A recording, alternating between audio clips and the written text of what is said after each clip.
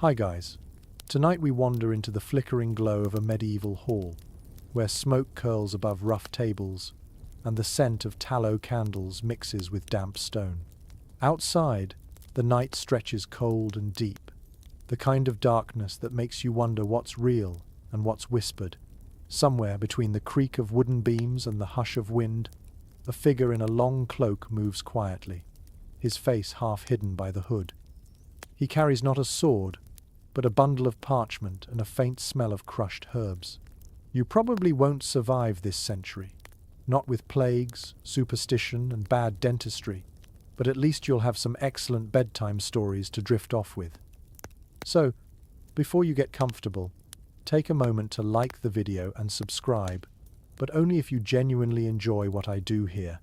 And tell me, where are you listening from, and what time is it where you are? Now, dim the lights, and let your mind slow down to candle pace. You're standing in a great hall, lit by candles and torches that hiss and sputter. The air is thick with warmth and shadow. It's the 13th century, and the word wizard is spoken in half belief, half fear.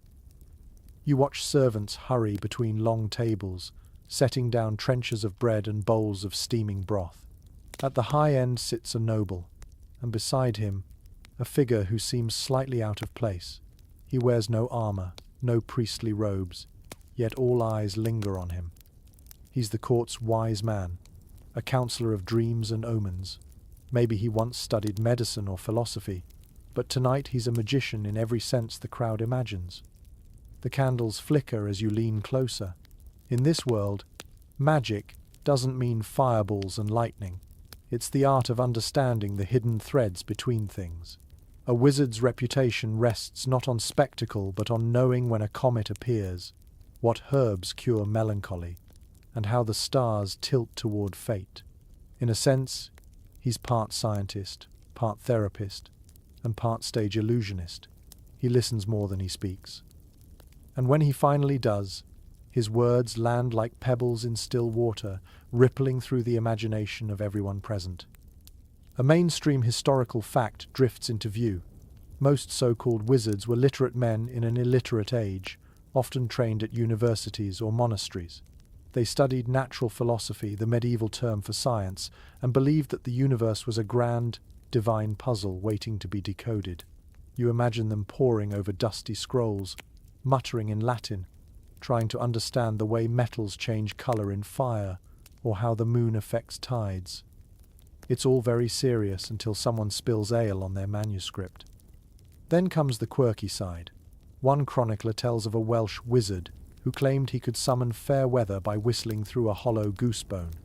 Another wore a ring filled with powdered sapphire, supposedly to keep demons away. Such trinkets walk the line between charm and placebo, but in a world where storms destroyed crops and disease had no cure, people clung to anything that promised control. You glance again at the cloaked figure by the noble's side. His eyes flicker toward the firelight, then back to his parchment. Is he truly reading omens or simply reading faces? Historians still argue whether men like him truly believed their arts or used them as social armor, a way to maintain power through mystery. After all, knowledge in the Middle Ages was more precious than gold, and the fewer who understood the stars, the safer it was to speak with authority about them. You take a step closer to the hearth. Sparks drift upward like tiny planets. The wizard leans forward, whispering about a comet seen last month. The noble listens, fingers tight around his wine cup. To the Lord, the heavens are a ledger of divine messages. To the wizard, they are patterns he can almost explain. Somewhere between them lies faith and fear. You can smell the wax softening, the bread toasting at the fire's edge. A hound sighs near your feet. The wizard's voice flows like a low river, steady and soothing. He speaks of metals that grow in the earth as if alive, of spirits trapped in stones, of numbers that hum with divine proportion. Each sentence floats between reason and riddle. You realize how little difference there once was between what we now call science and what they called magic. In one corner, a jester rolls his eyes. In another, a monk mutters that such talk borders on heresy. yet no one interrupts. Wizards, even the humble village kind, held a rare permission to blur boundaries. They were tolerated as long as they remained useful predicting weather, mixing salves, or interpreting dreams before battles. You could say they were medieval freelancers, always one bad client away from being accused of witchcraft. Outside the castle, night deepens. The stars stretch like silver dust, and you imagine countless others across Europe staring at the same constellations, wondering if the universe listens back. Somewhere in a small village, a mother prays for her child's fever to break, maybe clutching a charm sold by a wandering magus. The candle you've been watching burns lower. The wax pools, reflecting the trembling firelight like a liquid mirror. You let your thoughts drift. Perhaps magic was simply the language people used when logic ran out. The world was filled with mysteries then. Thunder without science, sickness without medicine, fate without psychology. Wizards provided comfort, not always answers. They reminded everyone that knowledge itself was a kind of spell, a way to push back the darkness, even if only for a moment. The wizard in the hall finishes his reading. The noble nods solemnly, as though fate itself has been confirmed. The musician in the corner plucks a slow tune. You can almost hear the sigh of relief ripple through the room. Whatever was said, whether about omens, harvests, or the stars, has soothed something deep in these people who live half in faith, half in fear. You glance once more at the flickering candles, feeling their warmth against your skin. Their small, stubborn light becomes a symbol of every scholar, mystic, and dreamer who ever tried to make sense of the chaos. The room smells of smoke, honey, and something ancient. Outside, an owl calls, and you think perhaps it's the night itself whispering secrets to anyone quiet enough to listen. You step softly, moving toward the hall's shadowed edge. The wizard has vanished into the darkness beyond the torchlight, his cloak brushing the floor like a sigh. Maybe he's gone to study the stars again, or to stir some silent brew that will never quite work. Still, you can't help feeling that something about him, about this entire age of flickering belief, lingers. The candles sputter, and your eyelids grow heavy. You wake to the sound of a rooster, faint and distant, echoing through misty fields. Morning light spills over the thatched roofs of a small medieval village. The air smells of damp hay and wood smoke, and your breath forms little clouds that drift away into the fog. This is the other side of the wizard's world, far from castles and courts. Here, the word magic feels softer, more domestic, and yet somehow more real. You wander past cottages built of wattle and daub, their walls patched like tired skin. Every door is carved with strange symbols, small crosses, spirals, or even the simple scratch of a knife. These are not decorations, but quiet shields against the unknown. A hen clucks at your feet, and beyond the hedgerows, a woman bends over her herb garden, whispering to herself. She is the village wise one, the hedge wizard or cunning woman, and for generations, people have trusted her to heal wounds, bless fields, and untangle curses. You step closer.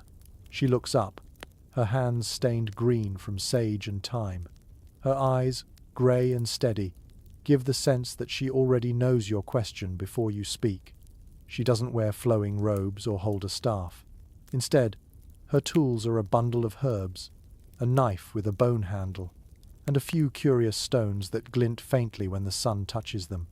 When someone falls ill, she mixes powders. When a cow refuses to give milk, she whispers over the pail.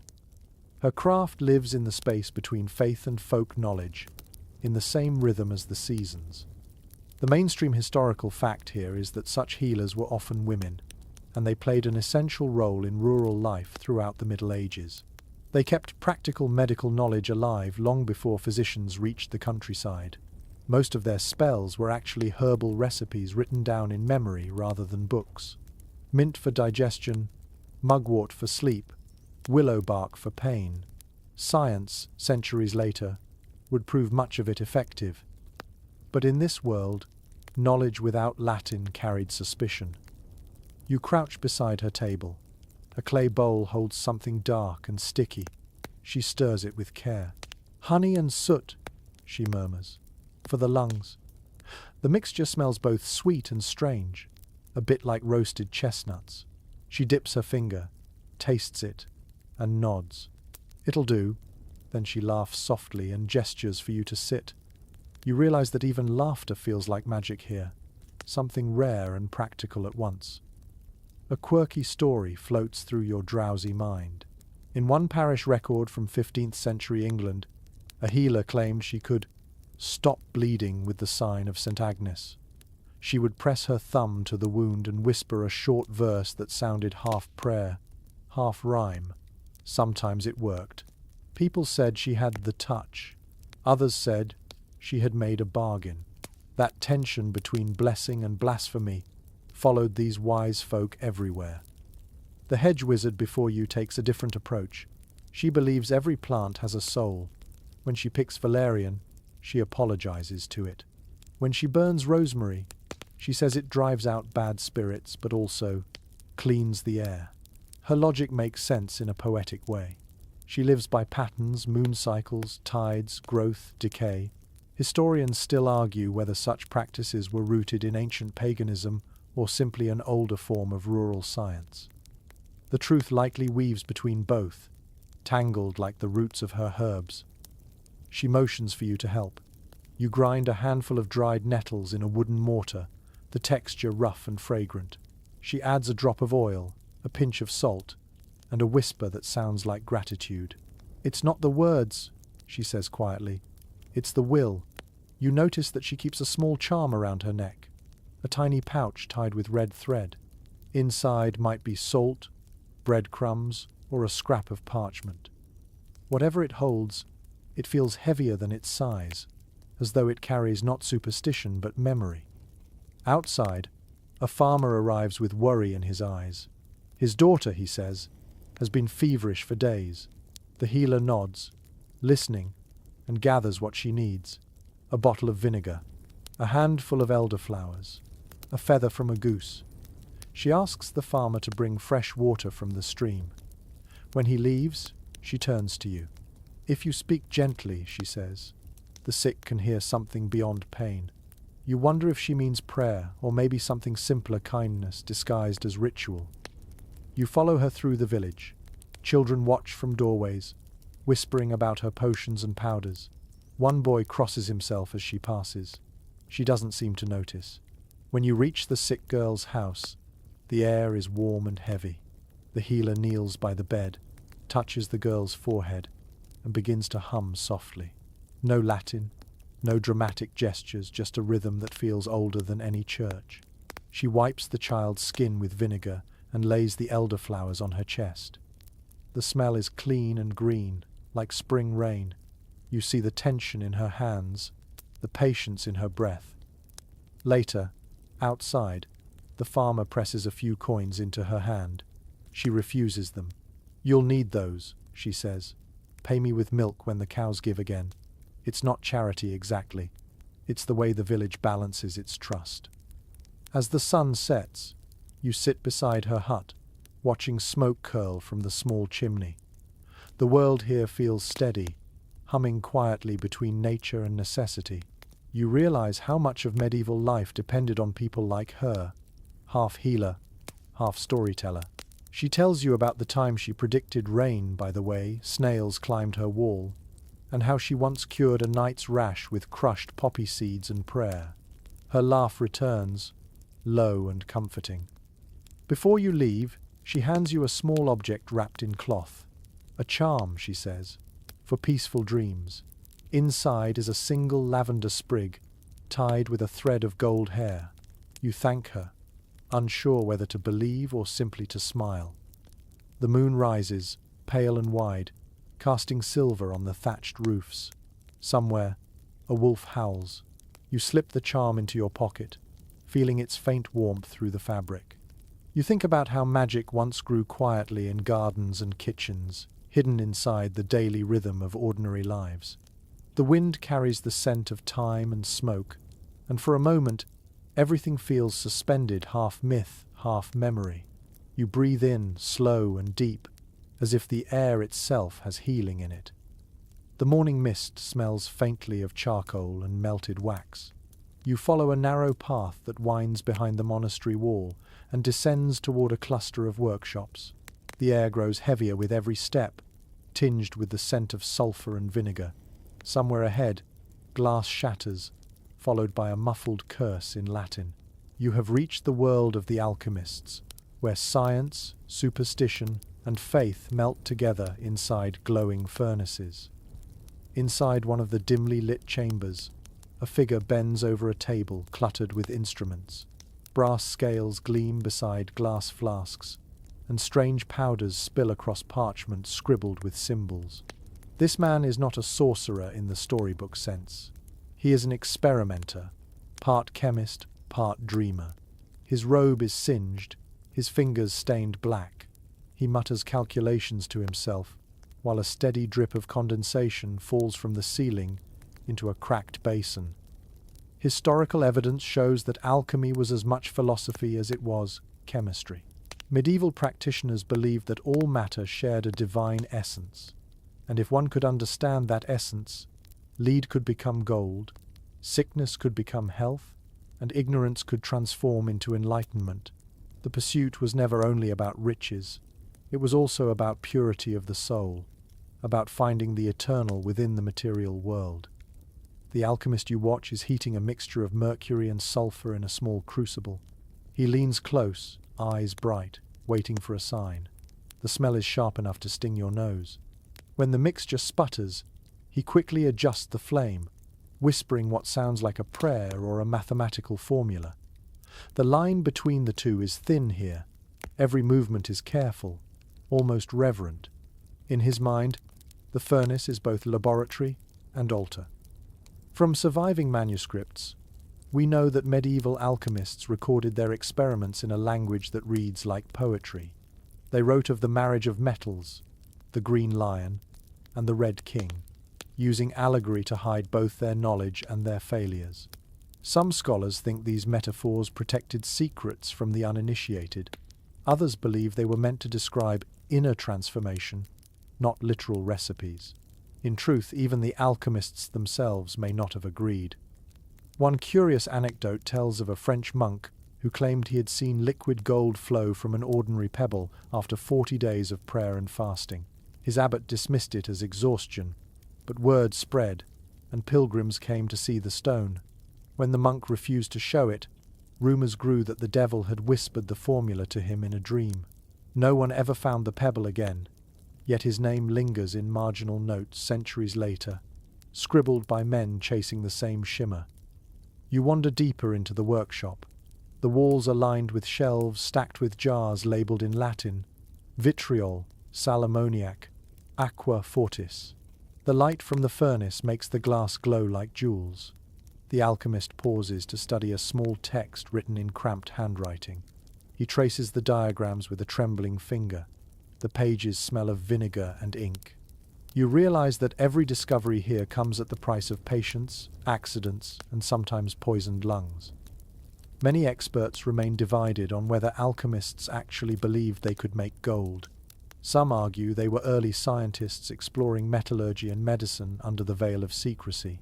Others suggest they were mystics using metals as metaphors for human transformation. Perhaps both are true. After all, each experiment feels like a ritual of hope. You heat, you wait, you fail, and yet you try again. The process itself becomes sacred. The room grows hotter. Sweat beads along your neck. The alchemist lifts the crucible with tongs and pours the glowing mixture into a mold shaped like a coin. When it cools, he taps it gently, revealing a dull grey lump. His expression does not change. Failure is part of the craft. He sighs, then notes something on his parchment. A small smile flickers on his lips. To him, this grey lump is not failure but progress. Each attempt refines both the metal and the man. According to medieval chroniclers, some of these early experimenters were funded by nobles who dreamed of endless wealth. Others worked for the church, claiming that pure gold could fund holy wars. But there were also wanderers who lived on the edges of towns, offering to multiply silver for a price. They carried boxes of powders and strange promises, always moving before suspicion caught up. Some called them frauds, others called them visionaries. Both descriptions fit depending on the day. An odd story from Spain describes a young apprentice who accidentally discovered gunpowder while trying to imitate his master's alchemical process. He thought it was the philosopher's stone exploding in protest. When his eyebrows grew back, he swore never to touch sulfur again. Yet his mistake would change the course of warfare forever. You smile at the thought that a search for immortality could lead to such destructive invention. The irony burns brighter than any furnace. The alchemist wipes his brow and stares into the glowing coals. He speaks softly about the four elements: earth, air, fire, and water. He believes they dance together inside every object, locked in endless cycles of birth and decay. His voice trembles with awe, as though describing music only he can hear. You realize that what drives him is not greed but curiosity, the need to find order in chaos, to glimpse divine intelligence in the glimmer of molten metal. A breeze sneaks through the open window, stirring the papers. The flame flutters, and for a moment you imagine faces in the smoke, saints, demons, or perhaps nothing at all. The alchemist does not flinch. He keeps stirring. The rhythm of his work becomes hypnotic. You find yourself breathing in time with the crackle of fire, lulled by the sound of metal shifting state. The transformation feels symbolic, like watching thought become form. When the furnace finally dies down, he removes a small flask filled with something that glows faintly blue.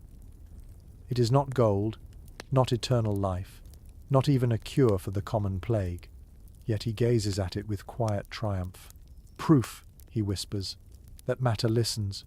You almost ask what he means, but the look in his eyes suggests it would be pointless. Some truths are meant to be felt rather than explained. Night settles outside. The workshop cools. You can still smell ash and oil on your clothes. As you leave, you glance back at the dim light flickering through the small window. Somewhere inside, the alchemist begins again, his silhouette framed by the dance of fire. The quest continues, not for gold, but for understanding. Perhaps that is the true philosopher's stone, a mind that never stops seeking, even in failure. You step out into the night air, your lungs grateful to breathe something that does not taste like sulfur. The stars spill across the sky like crushed quartz, sharp and infinite. The wind carries the faint tolling of a distant bell, and you realize the hour is late. Yet in this age, night does not mean stillness. It means the sky is awake, and those who study it are only now beginning their work. You find yourself climbing a low hill where a lone wooden tower stands. At its top, a figure adjusts a brass instrument aimed toward the heavens. You hear the creak of gears and the soft scratching of quill against parchment. This is the astrologer, cousin to the alchemist, part scientist and part prophet. His job is to interpret the will of the cosmos for kings, priests, and peasants alike. From old university records we learn that astrology held enormous authority in medieval Europe. It was taught beside arithmetic and geometry, and no physician could properly diagnose without first consulting the patient's birth chart. To the people of this world, the stars were not distant fires but divine punctuation marks in the story of human life. Every movement of Jupiter or Mars carried meaning, and a well-trained astrologer could read those movements like scripture. You join the man in his tower. He looks up only briefly, nods, and returns to his work. His table is littered with charts, each one a maze of circles and tiny letters. Wax drips onto the edges, fixing the paper in place. A candle flickers beside a globe painted in faded blues and browns. His hands are steady, his eyes slightly glazed with fatigue. "The sky," he murmurs, "is patient. We are not." He points toward the constellation Orion, then to Venus rising like a slow ember. The soft glow outlines his face, half shadow, half reverence. "If Venus is bright," he says, "the crops will favor women this year. If Mars burns red, the kings will quarrel."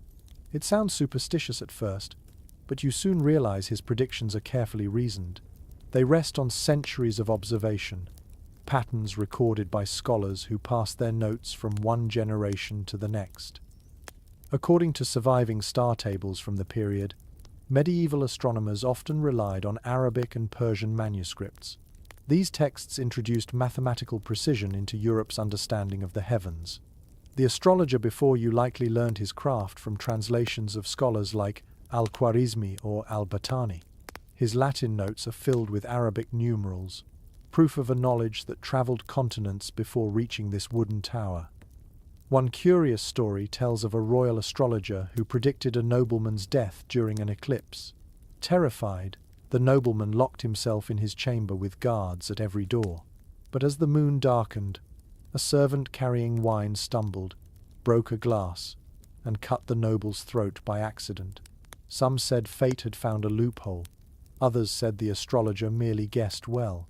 Even now, no one agrees if that tale is truth, or a parable meant to humble arrogance. You glance at the charts. Each line represents both science and faith. The astrologer marks the positions of planets with careful dots of ink, his handwriting looping like vines. His calculations depend on geometry, yet his conclusions drift into poetry. Mars in Capricorn, he mutters, means endurance through conflict. The mix of logic and mystery feels oddly soothing, as if numbers could calm chaos itself. There is still disagreement among modern historians about how seriously these predictions were taken. Some evidence suggests that rulers made decisions only after consulting their astrologers. Others think the readings were symbolic, more about reassurance than control. Perhaps the truth lies somewhere between belief and comfort, the same place where people have always turned their fears into stories that make sense. A breeze stirs through the open window. The candle trembles, throwing shadows that move like ghosts across the ceiling. The astrologer sighs. "The stars do not lie," he says quietly, "but we often misread their handwriting." You can tell he has spent years wrestling with uncertainty. His shoulders are hunched, his fingers ink, stained. Yet there is gentleness in him too, as if doubt itself has become his teacher. He invites you to peer through his astrolabe, a polished ring of brass etched with symbols. You tilt it toward the moon, aligning its edge with the pale disk. The metal feels cool against your skin. Through its circle, the moon looks enormous, bright enough to sting your eyes. The astrologer explains how to calculate its angle, how to track its motion through the zodiac. His voice is calm, rhythmic, almost hypnotic. You begin to understand why people found comfort in such exactness. When everything else was uncertain, war, harvest, plague, the stars at least kept their appointments. An unexpected memory from a monastery chronicle comes to mind. A monk once scolded an apprentice for staying up to gaze idly at the moon. The apprentice replied that he was learning to measure God's clock. Instead of punishment, the monk gave him parchment and told him to record what he saw. That apprentice would later produce one of the earliest accurate lunar calendars in Europe. You smile at how rebellion sometimes becomes progress. The astrologer sits back, rubbing his tired eyes. He opens a small wooden box and takes out a silver pendant shaped like a 7-pointed star. 7 planets, 7 virtues, he says. Balance keeps madness away. The pendant glints in the candlelight, and you feel its weight in your imagination. To him, the world is not divided between science and belief. It is all one vast symphony, and he is trying to read the notes. Outside, clouds drift across the sky. The stars blink in and out like slow heartbeats. You sense that centuries later, astronomers will still look up from observatories and feel the same mixture of awe and humility. The astrologer yawns, closes his ledger, and leans back against the wooden wall. His candle gutters out, leaving only the cold light of the moon through the open window. You sit in silence for a long time, the tower creaking beneath you. The universe above looks both infinite and intimate. You imagine how many hopes and fears have been written into those constellations. Perhaps every age projects its own dreams onto the sky. The astrologer is already asleep, his charts scattered like fallen leaves. You pull your cloak tighter, letting the sound of the night settle into you like a lullaby. The tower fades behind you as dawn begins to wash the landscape in soft blue light. The road ahead winds through fields dotted with frost and ends at the gates of an ancient abbey. Its stone walls rise pale and silent, streaked with moss. A faint scent of beeswax and parchment lingers even outside the gate. Inside those walls lies a treasure far rarer than gold, knowledge carefully guarded, written in the ink of patience and secrecy. You step through the cloister archway. Monks move like shadows beneath the colonnade, their sandals whispering against cold stone. The sound is rhythmic, steady, almost hypnotic. One of them gestures for silence as he passes. Beyond him, a small doorway leads to the scriptorium, the room where manuscripts are copied by hand. It smells of ink, vellum, and the faint smoke of oil lamps. You hear the soft rasp of quills and the slow turning of pages. Here, in this dim light, the past and future are being written at the same time. From surviving inventories, we know that many medieval libraries hid more than just religious works. Among the psalters and sermons were texts filled with alchemical recipes, astrological charts, and coded references to the natural world. The Church did not always forbid such studies, but it demanded they be cloaked in devotion. A monk who wrote about planetary influences would often disguise it as a commentary on divine order. Even curiosity required a halo. At one table, an elderly monk bends over a thick manuscript. The gold leaf on his page catches the lamplight, dazzling for an instant before fading again. You watch as he dips his quill into ink, made from crushed oak galls and iron salts. The motion is slow and deliberate. Each letter seems to breathe. He is copying a book that has passed through many hands, and you can almost feel the weight of its lineage pressing down on the parchment. According to marginal notes found in such books, monks often left secret messages between the lines. A tiny sketch of a dragon might mark a paragraph about dangerous experiments. A small cluster of stars could hint at forbidden cosmology. One curious note found in a 12th century text reads, "Be silent, O reader, for not all light is holy." You wonder what the monk who wrote it feared, or what he had seen that others were not meant to. An unusual detail about these libraries is that they sometimes included chained books. Heavy iron links kept them bound to the desks, protecting them from theft. Knowledge, it seems, was precious enough to imprison. Yet those same chains also symbolized control. Only a few were allowed to read, fewer still to question, and almost none to write freely. You trace a finger along one of the metal links and feel the cold reminder that wisdom and restriction often grew side by side. There is ongoing debate among scholars about how aware these monks were of the magical undertones in the text they preserved. Some believe they copied them mechanically, treating even occult manuscripts as part of their duty to preserve all written word. Others think certain scribes understood the coded symbols perfectly and hid them under religious language. Perhaps the truth lies in the quiet pride visible on that old monk's face as he completes another line. He may not call it sorcery, but he knows it feels like creation. A soft cough breaks the silence. Another monk approaches, younger, nervous. He places a small folded sheet on the elder's desk and whispers something before retreating. The elder unfolds it carefully. Inside are strange drawings, circles within circles, letters twisted into unfamiliar shapes. You recognize it as a sigil, a diagram meant to represent hidden forces. The old man studies it without expression, then slowly tucks it between the pages of a psalm book. Whatever its meaning, it will be preserved in the safest possible hiding place. One curious anecdote from a monastic chronicle tells of a brother who refused to destroy a pagan text ordered for burning. Instead, he copied it into the margins of a Latin sermon, line by line, disguised as commentary. Centuries later, that hidden fragment would help historians reconstruct a lost Greek treatise on medicine.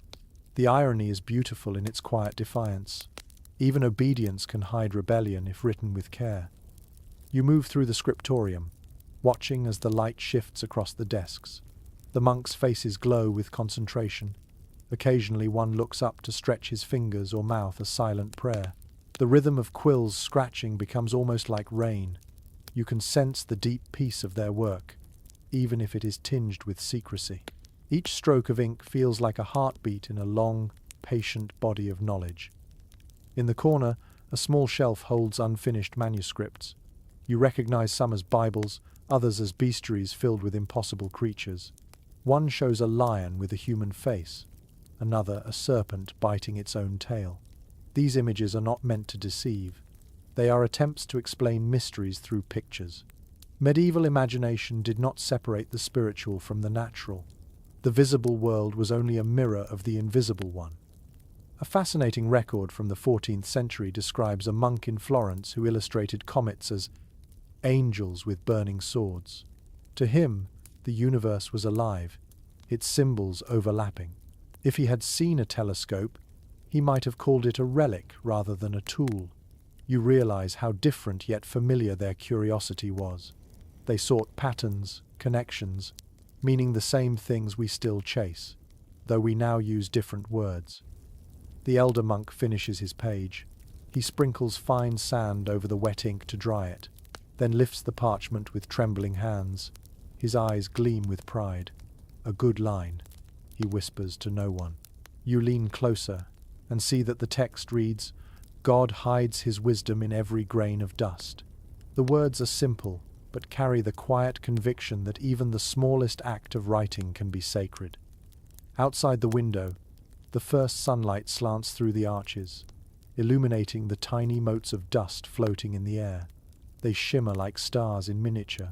You understand why the monks saw holiness in their work. To copy a book was to keep the universe from forgetting itself. Even the secrets, even the strange diagrams tucked between psalms, were part of that fragile memory. You step back into the cloister. The bells begin to ring for prayer, echoing through the stone halls. The monks rise from their desks and file out slowly, their robes brushing the floor in perfect rhythm. You feel a hush settle behind them, as if the building itself exhales. The scent of ink and candle smoke lingers on your hands. Somewhere deep inside those walls, the hidden knowledge sleeps, waiting for another set of eyes to wake it centuries later. You linger in the cloister garden after the monks file out for their prayers. The air smells of rosemary and damp stone, and a thin drizzle has begun to fall. You can hear the rain tapping gently against the stained glass windows, soft as the ticking of an ancient clock. The abbey feels alive, humming with the energy of thoughts too dangerous to speak aloud. You imagine the walls holding centuries of whispered ideas, their secrets sealed beneath layers of devotion. You follow a narrow passage that leads toward a darker wing of the abbey. The floor beneath your feet is uneven, polished by countless sandals. The corridor opens into a small chamber filled with shelves of scrolls and manuscripts. This is the forbidden section, though no sign marks it as such. A single candle burns on the table, and beside it sits a monk with ink-stained fingers and eyes too bright for someone who has taken vows of silence. He gestures for you to sit. The air smells faintly of myrrh and dust. On the table before him lies a manuscript covered with geometric symbols and strange diagrams of circles interlaced with Latin words. He points to one and whispers, "These are not spells, they are reflections." His voice is low, careful, as if the walls might be listening. You understand that he is speaking of more than faith. He is speaking of knowledge that hides behind language. Historical documents from several abbeys suggest that many monks quietly pursued natural philosophy under the veil of piety. Astronomy, medicine, and alchemy were sometimes disguised as religious meditation. When questioned, they would claim they were contemplating the perfection of divine creation. Their curiosity was a kind of prayer, their experiments acts of devotion. The line between science and worship barely existed at all. The monk beside you opens another parchment. It is filled with drawings of herbs and small notes written in a mixture of Latin and an older tongue. "The shape of a leaf," he says softly, "mirrors the design of the heavens." His eyes shine as he traces the veins with his finger. You sense that he believes this completely. To him, every pattern in nature is a message, a correspondence between the earthly and the divine. A peculiar story preserved in a 13th century chronicle describes how one abbot secretly funded monks to copy Arabic texts on mathematics and medicine. These manuscripts traveled disguised inside covers of hymnals so that the guards of the Inquisition would not notice. Centuries later, the abbey's garden was still known for its miraculous remedies. Few remembered that those cures had begun as translations of Islamic science. The monk pours you a cup of thin wine and smiles. All truth, he says, belongs to God, even when it hides in forbidden words. His tone carries no rebellion, only calm certainty. You begin to see how fragile and daring their curiosity was. Every experiment, every scribbled note on planetary motion could be misread as sin. And yet they continued, driven by the quiet conviction that understanding creation was the purest form of worship. Some historians suggest that without these monastic scholars, much of the ancient world's knowledge would have vanished. They copied texts by Plato, Galen, and Ptolemy, often without fully grasping their meaning. But even imperfect copying was preservation. What they did not understand, they protected for someone else to rediscover later. You think of them as human bridges, stretched across centuries, fragile but enduring. A striking little detail from one abbey's archive mentions that some monks used coded color systems in their illuminated letters. Blue ink might mark theological commentary, while gold signaled material that strayed close to natural philosophy. It was their quiet way of cataloguing danger. The book before you seems to shimmer faintly with that same secret code. Its golden letters pulse softly in the candlelight, like tiny hearts. The monk suddenly closes the book and looks at you with a mixture of amusement and caution. Knowledge, he murmurs, can bless or burn. He glances toward the door as footsteps echo faintly in the corridor. His hand trembles slightly as he hides the manuscript under his sleeve. The visitor who enters a moment later wears a cross carved from ivory. He nods curtly, asks a few questions in Latin, then leaves. The monk exhales slowly and smiles at you again. You see, he whispers, even faith must wear masks. You sit together in silence. The candle's flame bends as if breathing. The walls seem to hum with the memory of those who have read and written in secrecy. The monk dips his quill once more and begins to copy a passage in deliberate strokes. Each letter feels like a heartbeat. The rain continues outside, a steady rhythm that mingles with the scratch of the quill. An old proverb from a Benedictine manuscript comes to your mind. Ink is the shadow of light. You finally understand what it means. To record something is to trap a bit of illumination before it disappears. The monks in this hidden room are doing exactly that, catching light in words that others might never see. You watch as he finishes the last line of his page, then carefully presses it flat with a wooden ruler. The ink glistens briefly before dulling. He looks satisfied, not triumphant, just quietly fulfilled. To write, he says, is to remember what the soul already knows.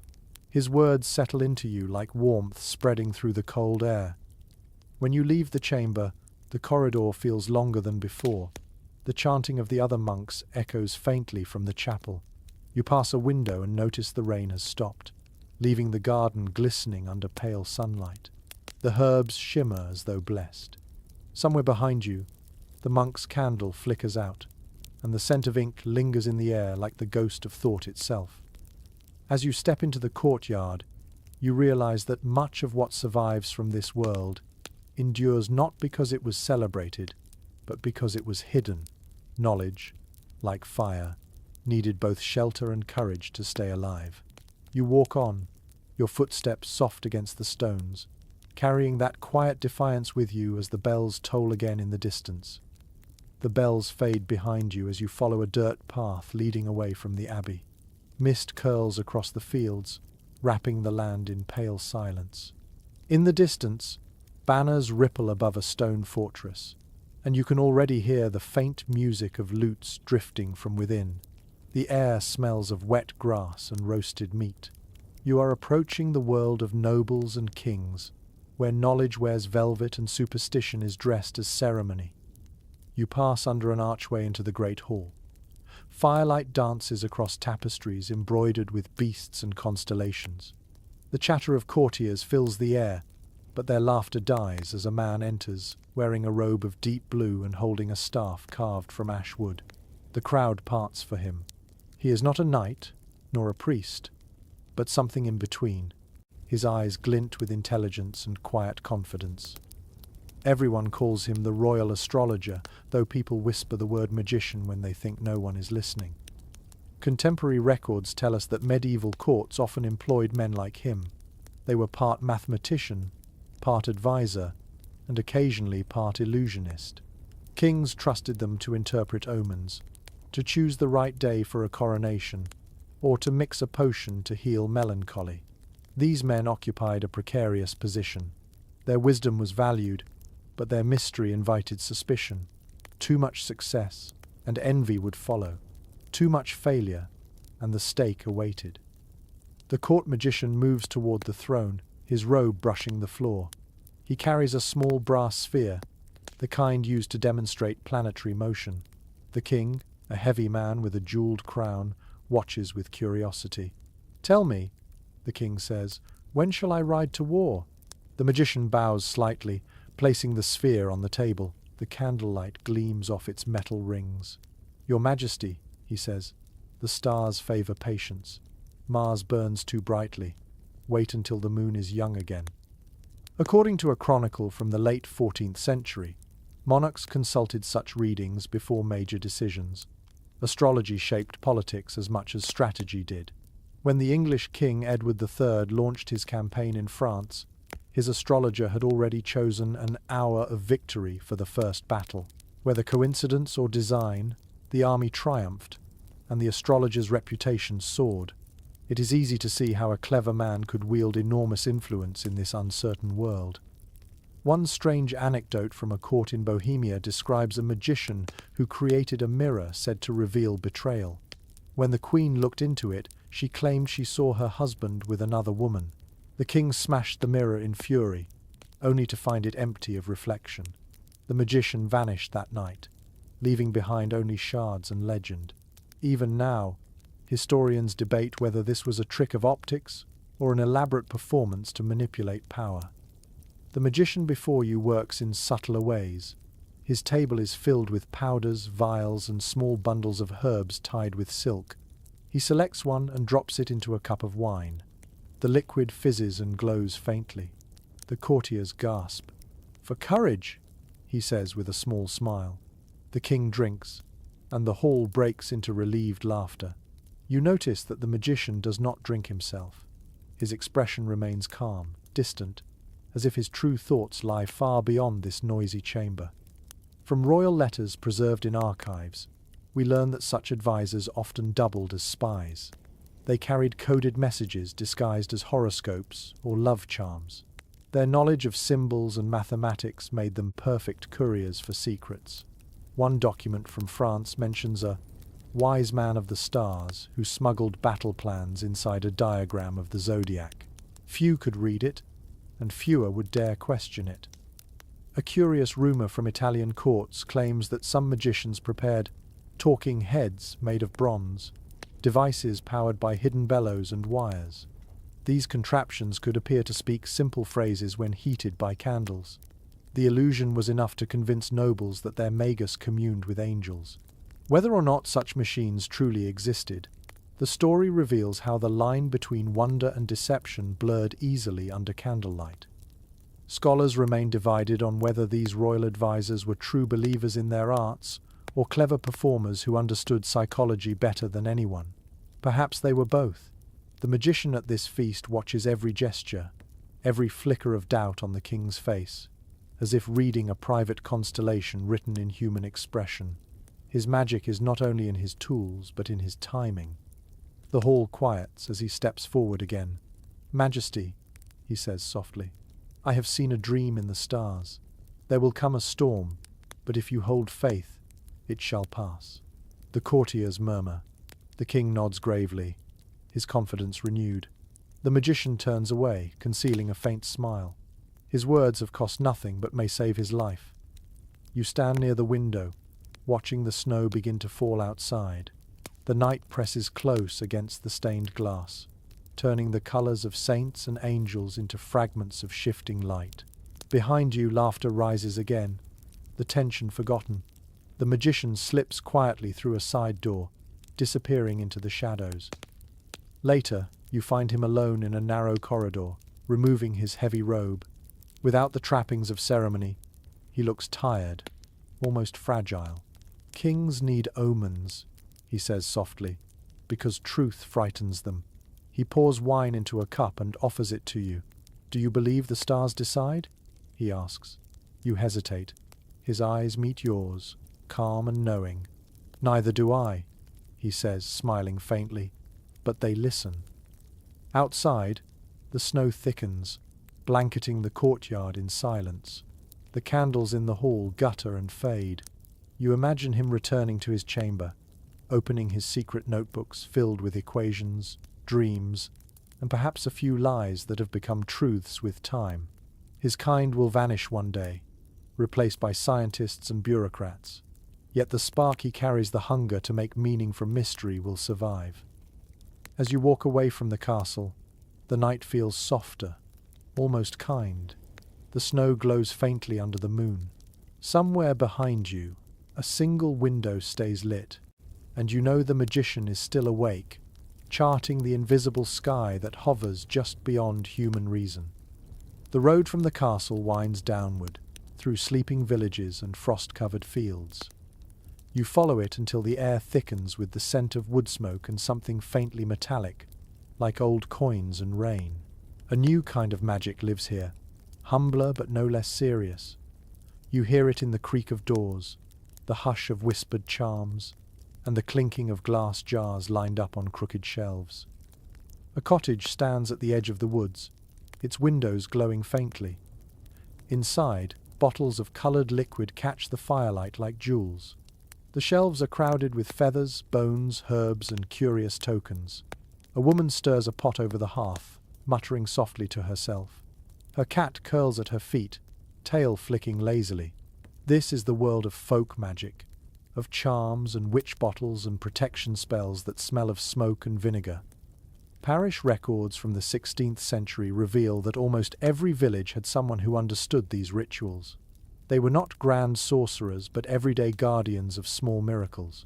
Their charms promised safety from storms, luck in childbirth, or protection against illness. The church frowned but tolerated them as long as they stayed useful and quiet.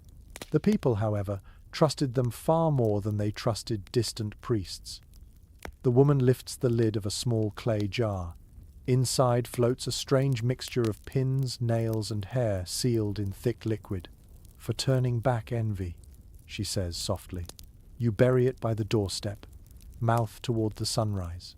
Her voice is steady, almost motherly. You realize that every object in this room carries both fear and hope, held together by ritual. One curious detail from an English court record tells of a farmer who found such a bottle buried beneath his barn floor. It contained rusted needles, a scrap of parchment, and what appeared to be a frog bone. The villagers insisted it had trapped a curse meant for his cattle. He reburied it immediately, too afraid to disturb it further. No one dared question its power again. The wise woman moves to a table covered with dried herbs. She begins to crumble rosemary and bay leaves into a bowl. For peace in the home, she explains. She mixes them with salt and whispers a rhyme that sounds more like a lullaby than a spell. The rhythm of her words fills the small cottage, warm and steady. You can almost feel the tension in the air easing, like a tightened string slowly unwinding. Written fragments from medieval household manuals suggest that even nobles kept small collections of such charms. A pouch of salt for purity, a sprig of rue pinned to a baby's cradle, or an amulet shaped like a hand to ward off evil eyes. These items were passed quietly from mother to daughter, more family tradition than heresy. The language of superstition was universal, whispered in kitchens, stables, and fields alike. A remarkable story from Germany tells of a mason who built secret charms into the foundations of cathedrals, tiny bones, bits of iron, and carved runes meant to keep demons from entering holy ground. Centuries later, restorers found these hidden tokens sealed within the stones. It seems even the builders of sacred spaces hedged their bets against unseen forces. The woman in the cottage now holds up a small pouch made of red fabric. "This one keeps nightmares away," she says with a knowing smile. She ties it shut with twine and hangs it above the bed. You see, fear listens. It must be spoken to kindly, or it lingers. You find her words simple yet profound. Perhaps the truest magic is not about control at all, but about making peace with uncertainty. There remains debate among historians about whether such practices were remnants of ancient pagan faiths or simply expressions of human psychology. Some scholars call them early forms of therapy, ways of giving shape to fear. Others insist they were continuations of older spiritual traditions. Either way, they worked, at least in the sense that people believed they did, and belief itself can change everything. The fire crackles, and the scent of rosemary thickens. Outside, snow begins to fall, soft and slow. The woman hums an old tune as she cleans her tools. You notice how her movements carry the rhythm of ritual, measured, unhurried, certain. Even her silence seems intentional. You begin to feel that her cottage is less a house than a living prayer, built of repetition and trust. A curious little tale from a village in Italy tells of a midwife who was accused of witchcraft after she used a charm made from melted wax to ease a difficult birth. When questioned, she insisted it was nothing but a symbol of calm. The court released her with a warning, and for years afterward, the villagers whispered that her wax figure had saved more than one life. The wise woman offers you tea brewed from chamomile and mint. The steam smells fresh and comforting. "Drink," she says. "It keeps away restlessness." You sip it slowly, feeling warmth spread through you. She smiles. That is the only spell that never fails. For a moment, the world outside feels far away. No kings, no scholars, no wars. Only this small room pulsing with quiet life. Before you leave, she presses a small object into your hand. It is a piece of iron shaped like a heart. "Hang it near your window," she says. Iron remembers sunlight. The phrase makes no logical sense, yet it feels entirely true. You tuck it safely into your pocket. As you step outside, the snow crunches under your boots. The cottage door closes behind you, and the glow from its window fades into the white night. You can still smell herbs clinging to your clothes, sharp and clean. Somewhere in the forest, an owl hoots, and the world feels perfectly balanced between fear and faith. You walk on, warmed by the thought that every age has its own way of talking to the dark. The road leads you to the edge of a bustling town, its rooftops patched with frost, and its narrow streets echoing with the chatter of apprentices and merchants. Bells ring from the spire of a nearby cathedral, mingling with the clang of hammers from distant forges. The scent of ink and parchment hangs in the air. This is a university town, and tonight you find yourself wandering toward the heart of medieval scholarship, where curiosity hums like a barely contained flame. You step through the arched gate of a college courtyard. The cobblestones glisten in the lantern light, slick from earlier rain. Students hurry past in cloaks too thin for the cold, their arms filled with books and scrolls.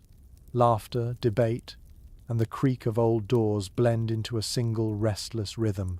Here, ideas are currency, and sleep is a luxury none can afford.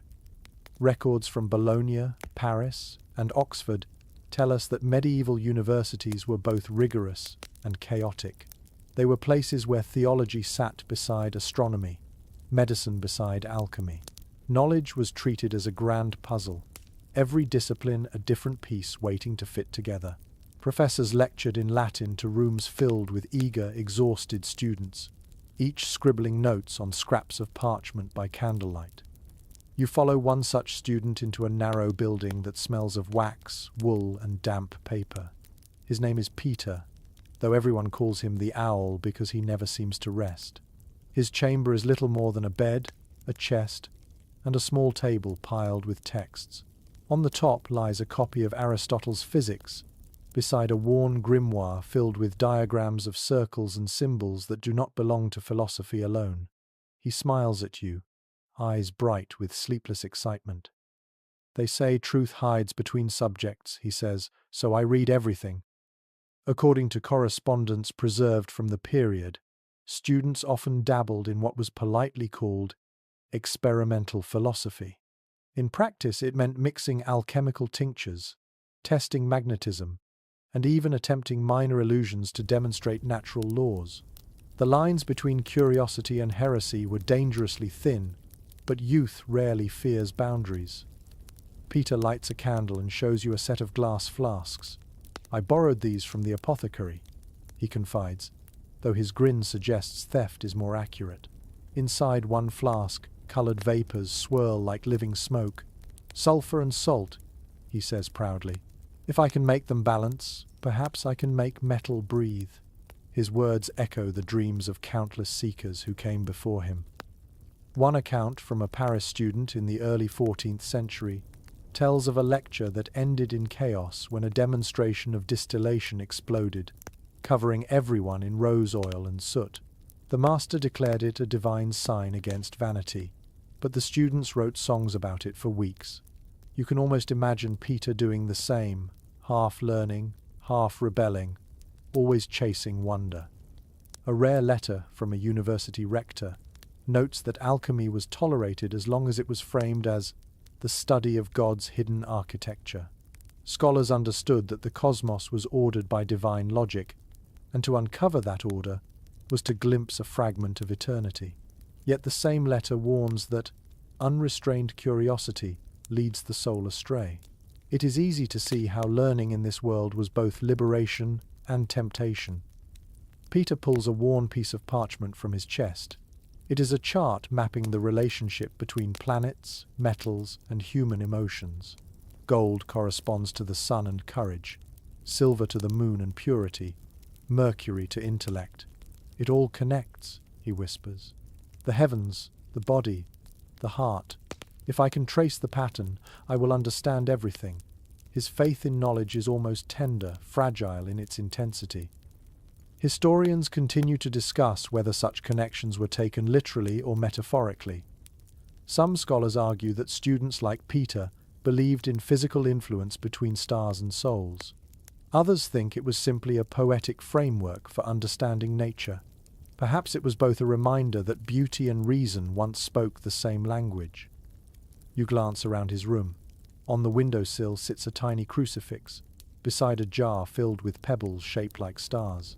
On the wall hangs a sketch of a wheel divided into 12 parts, labeled with Latin zodiac names. His world is a blend of faith and inquiry, and he moves through it with the devotion of someone praying through study. He asks if you wish to see his secret library. You nod, and he pulls aside a loose board beneath the bed. Inside the hollow space are several thin manuscripts, their covers cracked and fragile. One is a translation of an Arabic text on optics. Another bears strange symbols that seem to shimmer faintly in the lamplight. They say light itself can teach the soul, he murmurs. I believe that. A curious story from Bologna tells of a student who was expelled for claiming the stars moved not because of angels but because of mathematics. Decades later, his theory became accepted science. You smile at the thought that every heresy is sometimes just the future arriving early. The candle burns low as Peter continues speaking, his hands trembling from excitement rather than cold. He describes a dream he once had of a great library beneath the earth, filled with books that glowed from within. Perhaps knowledge is alive, he says softly. Perhaps it chooses who finds it. His words sound fanciful, but you can sense the truth beneath them. Every discovery feels like something that has been waiting to be remembered. When dawn begins to filter through the small window, Peter finally stops talking. His eyelids droop, and he falls asleep at his desk, his quill still in hand. You look down at his notes, filled with formulas, verses, and doodles of stars. He has no idea that his restless curiosity mirrors generations before and after him, all linked by the same longing to know what lies behind the veil of ordinary things. As you leave the chamber, the first bells of morning echo through the courtyard. Students stumble out of their rooms, yawning and laughing. The air smells of bread and ink. You glance back once, seeing the faint glow of candlelight through Peter's window. Somewhere inside, another young mind dreams of equations and angels. You smile, realizing that the thirst for wonder has always kept the world awake. The city fades behind you as you follow a path into rolling hills brushed with mist. The air is cool and smells of wet earth and distant pine. A few scattered cottages cling to the slopes, and beyond them, the ruins of a great stone circle rise from the grass like the bones of a forgotten legend. Somewhere in the quiet, a story waits for you. It is one that has been told so many times it has stopped belonging to any single place or person. Tonight, it belongs to you. You walk closer, boots sinking into the damp ground. The stones stand tall, their surfaces carved with spirals and faint, weathered marks. In the center of the circle, a single oak tree grows, its branches twisting like fingers toward the sky. The wind sighs through the leaves, and you imagine an old voice whispering. This is where people still speak of Merlin, not the glittering wizard of fairy tales, but the shadowed figure who once walked between myth and memory. Medieval chronicles written in Latin speak of him as both prophet and madman. Some claim he lived in the 6th century, advising kings and predicting wars. Others place him centuries later, a poet turned hermit who fled the world after seeing too much bloodshed. Whatever the truth, his name became a vessel into which every hope, fear, and mystery of the age could be poured. A Welsh poem from the 12th century describes him wandering the forest, his hair tangled with leaves, speaking to birds and trees. The locals called him Merlin the Wild. They said he could read the language of the wind and foretell death by the sound of rivers. It sounds like madness until you remember that, in those times, solitude itself was considered a kind of divine conversation. A curious tale preserved by Geoffrey of Monmouth tells of Merlin's birth to a mortal woman and a spirit of the air. Because of this, he was said to possess the wisdom of both heaven and earth. The story may have been allegory, or perhaps a veiled warning about those who claimed knowledge beyond what the church allowed. Some scholars believe the legend was based on several real figures whose lives were later woven together. Others argue he never existed at all, except as the embodiment of humankind's hunger for guidance in uncertain times. You sit on a moss-covered stone and watch the light shift across the horizon. The world feels ancient here, still humming with the energy of old words. You can almost hear him, speaking in a calm voice to a weary king, urging patience while the stars realign. The image is comforting, even though you know no spell could have saved Britain from its wars. Perhaps that is why Merlin endures, not because he succeeded, but because he represents the dream that wisdom might one day be enough. From fragments of early manuscripts, we know that stories of Merlin evolved alongside the growth of medieval magic itself. He began as a seer, then became an alchemist, an engineer, and finally a symbol of the learned man misunderstood by his age. In later retellings, he builds Stonehenge through geometry and song, creates potions that reveal truth, and raises kings from prophecy. Every century reshaped him to fit its own longing for wonder. A peculiar story recorded by a travelling monk describes a cave deep in the Welsh mountains, where villagers claimed Merlin still slept, surrounded by books that turned their own pages. Once every 100 years, someone would hear him whispering beneath the earth, asking if the world was wiser yet. No one ever answered loudly enough. You trace one of the carvings on the nearest stone. It feels rough beneath your fingers, like skin weathered by centuries of wind. The design resembles the shape of an eye, half hidden beneath moss. You wonder who made it, and whether they believed they were calling upon the spirit of knowledge, or simply leaving a mark for beauty's sake. Perhaps those things were never separate. There is an old argument among historians about whether Merlin's image was used to defend or to question authority. Some claim he symbolized divine counsel, legitimizing kings through prophecy. Others think he represented the danger of unrestrained wisdom, the scholar who flies too close to forbidden truths. Both readings feel true depending on the moment in history. What matters is that his story always returns when people feel uncertain about who to trust.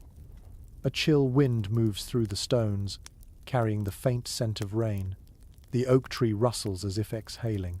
You close your eyes for a moment, and in that silence, you imagine him standing beside you, older than time, robes frayed, eyes bright with quiet humor.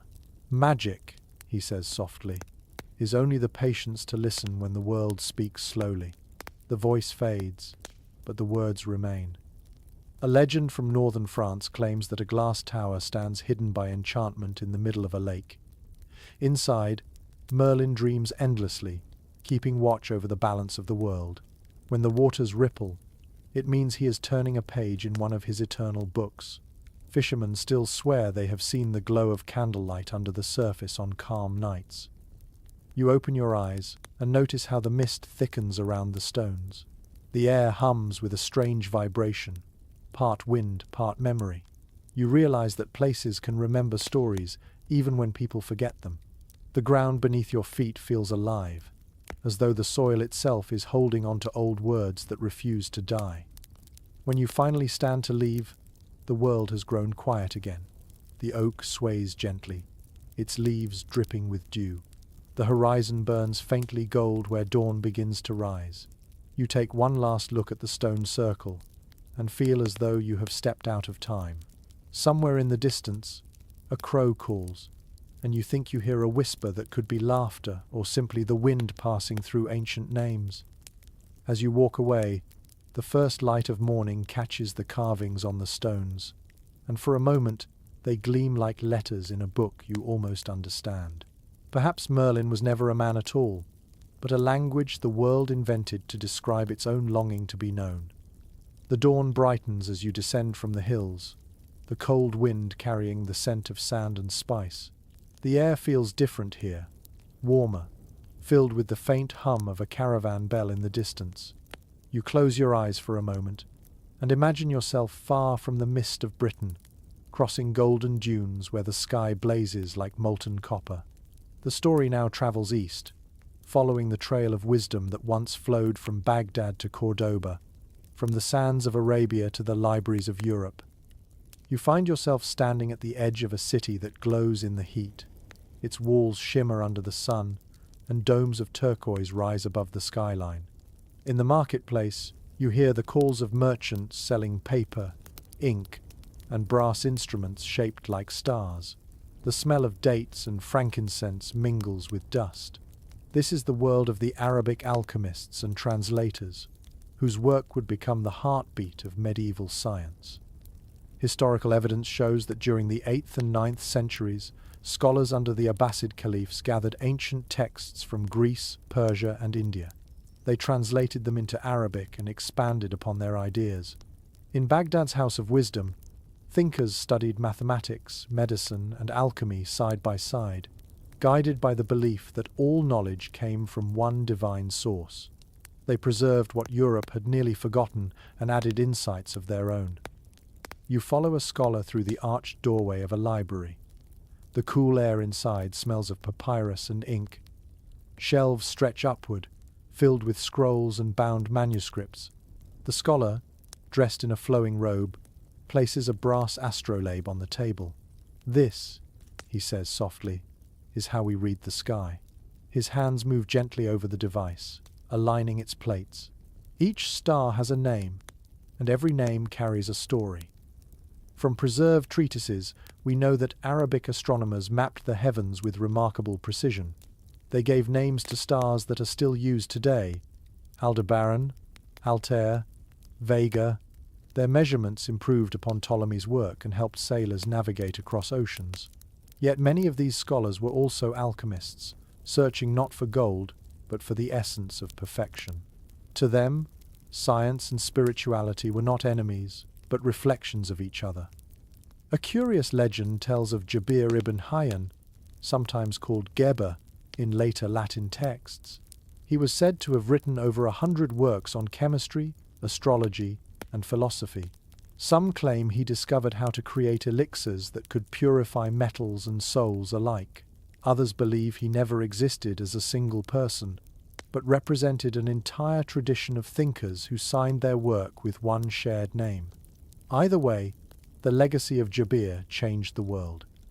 The scholar in front of you unrolls a piece of parchment filled with intricate drawings of flasks, retorts, and furnaces.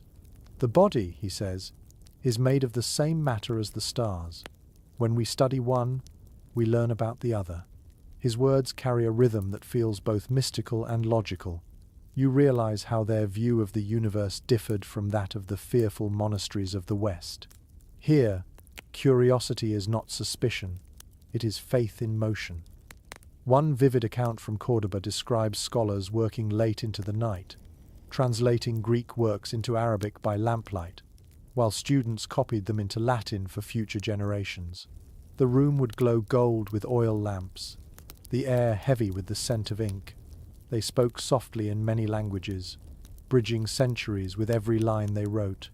When those translations reached Europe, they became the foundation of Renaissance thought. There remains some disagreement among historians about how much of medieval European science directly descended from Arabic alchemy. Some argue that without it, the later discoveries of chemistry and optics would never have taken shape. Others believe Europe would eventually have found its own way, but the manuscripts themselves tell a simple truth. Knowledge flows like water, always finding new paths when blocked. The scholar leads you to a courtyard, where a fountain murmurs beside a grove of fig trees. Around it, students debate quietly, their robes brushing the stone. You catch fragments of words, soul, mercury, motion, perfection. One student draws circles in the dust with a stick, explaining that transformation in metal mirrors transformation in the human heart. His teacher smiles approvingly, then quotes a verse from the Quran. He who taught by the pen taught man what he knew not. You feel the reverence in their tone, a devotion to understanding that feels both holy and human. A delightful detail from an old traveller's diary mentions that scholars here often scented their ink with musk or rose oil, believing that pleasant fragrance invited clarity of thought. You imagine the soft perfume rising from the manuscripts, the scent of learning itself. It feels luxurious and sacred at once, a kind of worship through beauty. As the afternoon heat settles, the scholar opens another manuscript and points to the Latin words written in the margins. These, he says, were added by a Christian monk who came here to study. He wrote that truth is a bridge between tongues. You picture that monk returning home with a trunk full of papers, carrying the seeds of ideas that would later bloom in European universities. The call to prayer rises in the distance, a sound that vibrates through the air like music. The scholar bows his head for a moment, then looks up and smiles. In the end, he says, we all search for light, some through faith, some through fire, some through ink. You nod, feeling the simplicity of his wisdom settle deep inside you. As evening descends, you step out into the narrow streets again. Lanterns glow amber in doorways, and the scent of bread baking fills the air. The marketplace quiets, but the stars above seem to awaken, bright and sharp. You recognize some of their names from the scholar's lesson. The sky feels both ancient and newly alive. You walk on, the sand crunching beneath your feet. Behind you, the library's windows glimmer faintly, and you imagine rows of manuscripts whispering softly to one another in the dark. Somewhere within those walls, the dream of understanding continues, written in 100 hands, across 100 languages. And as the night deepens, you realize that knowledge, like magic, survives by changing shape. The night stretches wide above you, a dark velvet canopy stitched with silver light. You walk along a winding path that follows the edge of a quiet river. The water reflects the stars so clearly it looks like a sky turned upside down. Somewhere nearby, faint music drifts from a small chapel where monks are singing in Latin. The sound floats across the water, soft as breath. You pause to listen, and the chant seems to mix with the whisper of wind through reeds. You move closer to the chapel, drawn by the rhythm of those voices. Inside, candles flicker along the stone walls, their flames swaying in gentle time with the music.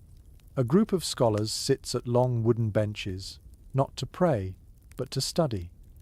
They are experimenting with sound itself, testing how syllables and tones can shape emotion. To them, language is more than speech. It is vibration, an invisible thread that connects body and spirit.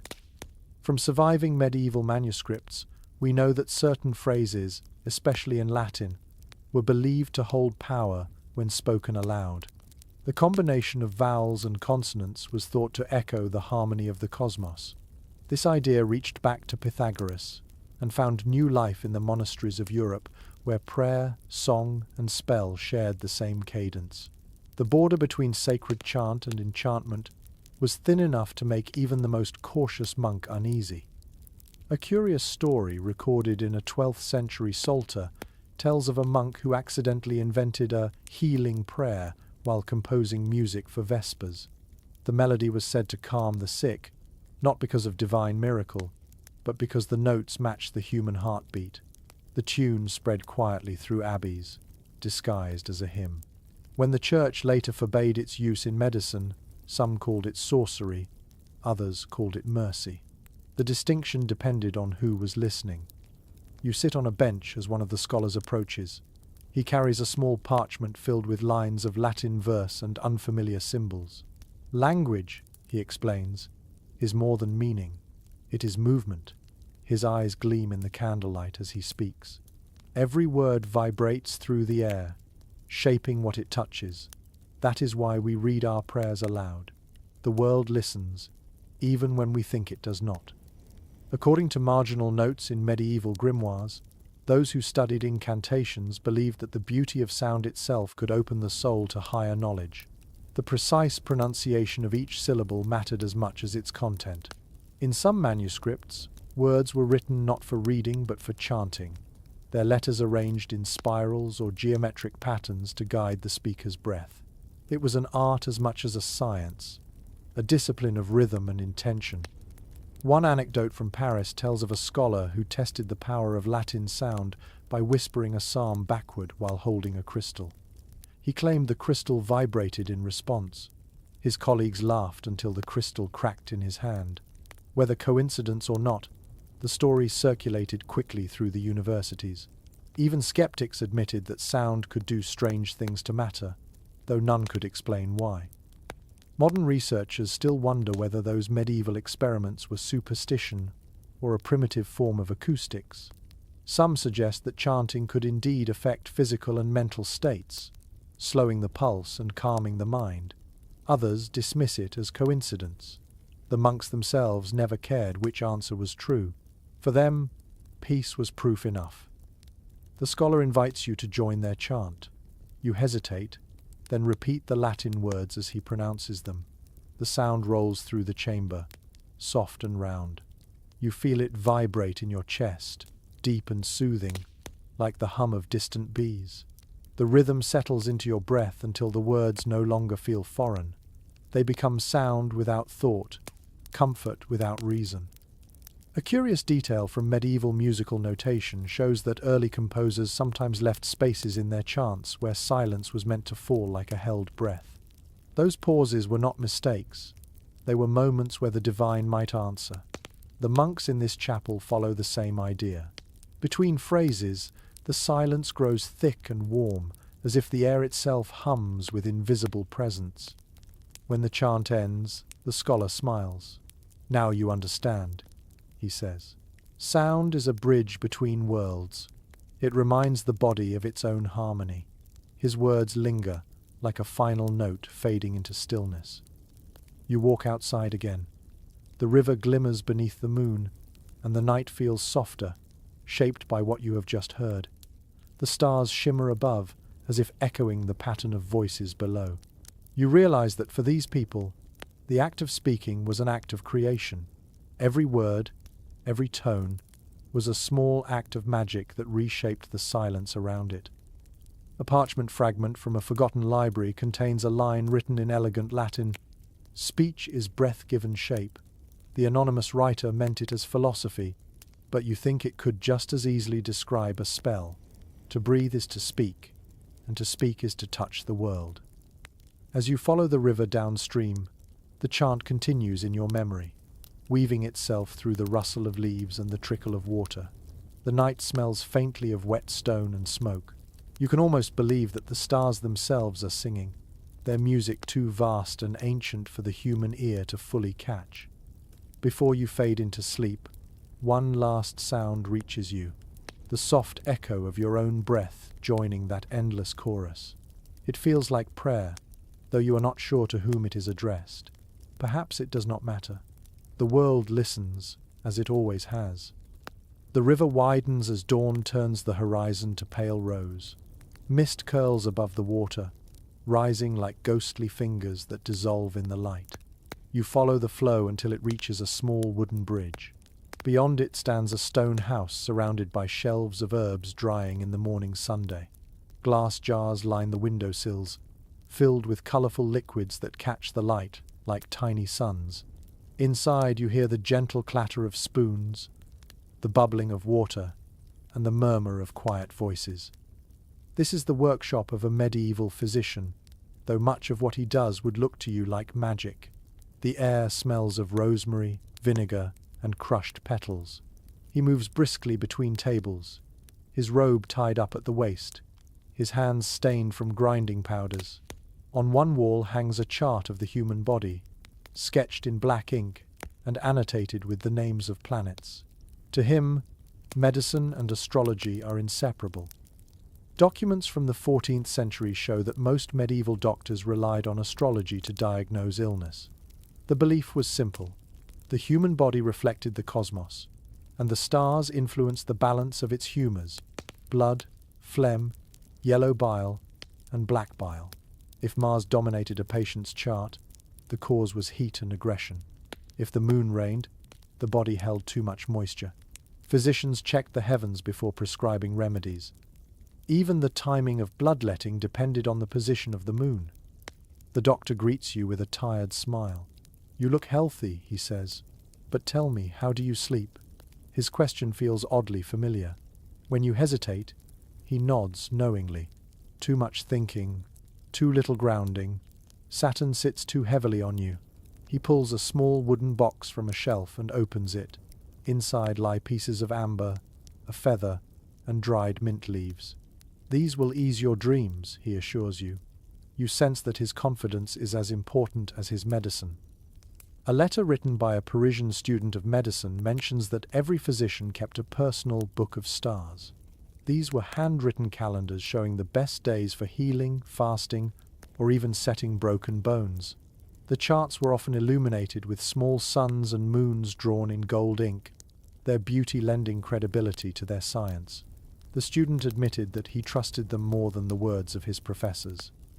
A curious story from England describes a surgeon who refused to treat a nobleman's wound until Jupiter rose in the east. When asked why, he said the stars favored growth that day. The patient survived, and the surgeon's reputation grew with him. Historians still wonder whether skill or timing deserves the credit, but the surgeon himself never doubted that the heavens had lent their hand. The physician before you now measures out a powder of ground coral and dried rose petals. "For the heart," he says gently.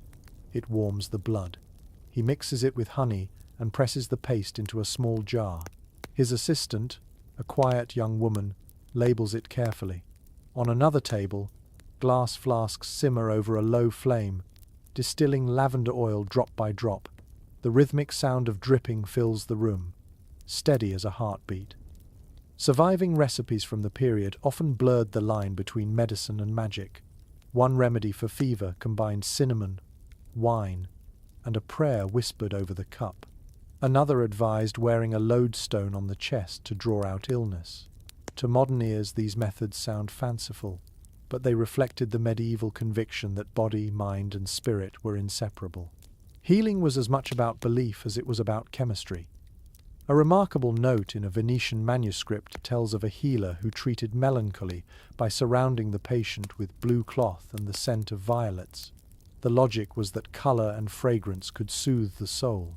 Centuries later, psychology would rediscover what the healer already knew, that the senses speak directly to the heart. The physician leads you to a patient resting near the window. A boy lies wrapped in linen, pale but breathing easily. He had a fever, the doctor explains. We cooled him with rose water and placed silver coins under his pillow to draw out the heat. He touches the boy's wrist and smiles. He will live. His tone is matter of fact, but you sense the quiet pride beneath it. There is an ongoing debate among modern historians about how effective medieval medicine truly was. Some call it blind superstition, others a foundation for later science. Perhaps both are right. What is clear is that the physicians of this age believed deeply in harmony, the idea that healing meant restoring balance, whether in the body, the stars, or the soul. That belief alone must have eased countless hearts. The doctor wipes his hands and gestures toward a shelf of instruments. Bronze scalpels, glass syringes, tiny hammers for testing reflexes. Each tool is beautiful in its craftsmanship, almost ceremonial. "These are my relics," he says with a faint grin. "But the best cure is always time." He opens a window, letting in a rush of cool air that carries the scent of damp earth and crushed herbs. A curious account from a monastery infirmary mentions a physician who read psalms aloud during surgery, timing his incisions to the rhythm of the verses. He believed that steady prayer kept his hand from trembling. The record notes that his patients rarely died, though the monks attributed it to divine grace. You wonder if rhythm itself was the secret, a kind of quiet focus disguised as devotion. The boy stirs and murmurs something in his sleep. The physician adjusts the blanket and hums softly, the tune familiar and soothing. For a moment, the air feels still, touched by something beyond skill or reason. Perhaps that is what all healers seek, the point where knowledge meets compassion and turns into magic. When you leave, the sun is climbing higher, its light spilling across the shelves of bottles. The colors gleam like jewels, transforming the room into a cathedral of glass. You glance back once more. The doctor is already bent over his notes, sketching a diagram of constellations above a drawing of a human heart. He looks peaceful, as though he has found his place between heaven and earth. The road outside smells of mint and wood smoke. Somewhere nearby, a bell tolls the hour. You walk on, your mind calm, your breathing steady, as though the doctor's quiet faith in balance has seeped into your own heart. The road climbs again into the hills, where the wind whispers through tall grass and the scent of wild thyme drifts in slow waves. The sky darkens with evening, and somewhere ahead, the faint glow of a lantern flickers near a crumbling stone archway. You follow it, drawn toward the rhythm of soft scratching sounds, someone writing by candlelight. Inside the small ruin, a scholar sits at a wooden table covered with parchment and compasses. His ink-stained fingers move carefully across a circle he has drawn in black, its edges filled with mysterious shapes and letters. He looks up and smiles as if expecting you. "Every secret has a geometry," he says quietly. "The trick is learning to read it." His eyes gleam in the lamplight, filled with a mixture of fatigue and wonder. Behind him, the walls are covered in sketches of stars, animals, and cryptic sigils. The air hums faintly with wax and ink, and the scent of cedar smoke coils like a living thing. From fragments found in illuminated manuscripts, we know that medieval scholars often hid messages within their texts using symbols, diagrams, or coded alphabets. Some of these codes were practical, protecting recipes and trade secrets. Others were spiritual, intended to veil divine insights from unworthy eyes. The practice of hiding knowledge was not born of fear alone, but also of reverence. To reveal everything, they believed, was to invite chaos. The scholar before you dips his quill into the ink and gestures toward the circle. "This is a memory palace," he explains. Each mark reminds me of an idea too dangerous to write plainly. He points to a spiral drawn near the center. That stands for fire, or transformation, or perhaps both. His tone is casual, but his movements are deliberate. Every line seems to balance precision and intuition. A curious story recorded in an Italian codex tells of a monk who hid forbidden experiments inside the margins of a Bible. Each decorated initial contained an alchemical symbol only other scholars could recognize. Centuries later, when the pages were restored, historians found recipes for tinctures and elixirs woven between verses of scripture. The monk had turned holy text into a secret laboratory. The scholar traces another pattern on his parchment, a triangle surrounded by faint Latin words. "This is not magic," he says softly. "It is the grammar of the invisible." His phrasing lingers in the air like incense. You realize he is describing a kind of meditation, a visual language for thoughts too complex to express in words. To him, geometry is prayer written in curves. Some specialists who study medieval symbolism believe that these circles and sigils were early forms of scientific notation, abstract representations of forces and relationships. Others argue they were mystical diagrams designed to focus the mind. Both views may be right. What matters is that such symbols allowed thinkers to imagine beyond language, to hold the universe in shapes instead of sentences. A particularly striking example survives in the work of John Dee, an English mathematician and advisor to Queen Elizabeth centuries later. His notebooks contain intricate star maps and coded alphabets he called angelic.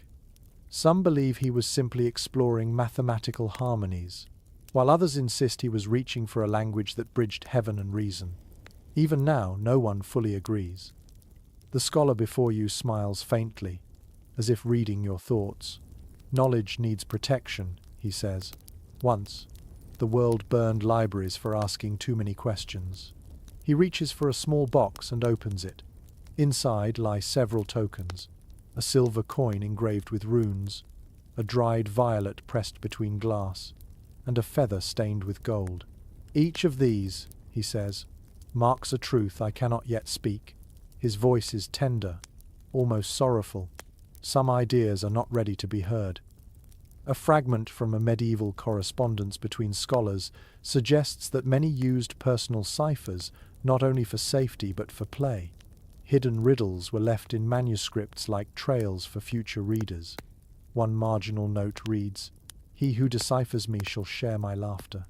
You imagine those quiet exchanges, scholars across generations winking at each other through codes no outsider could see. The candle flickers, and shadows twist across the walls, making the symbols seem to move. The scholar leans back, gazing at them as if seeing constellations in reverse. "When we look at the stars," he says, "we seek patterns that prove we belong to the same design. Writing is no different." His voice grows soft, almost drowsy. "We draw lines because we are afraid of being lost." An unusual note from the archives of Prague describes a teacher who instructed students to copy texts while adding one mistake on purpose. The error served as a sign of humility, a reminder that perfection belonged only to the divine. Looking around this small room filled with unfinished circles, you see that principle alive. Every mark is deliberate, yet none feels complete. The scholar's diagrams breathe like living things, always in motion, never fully satisfied. He offers you a sheet of parchment filled with unfamiliar markings. "Try it," he says. "Draw a symbol for something you wish to remember."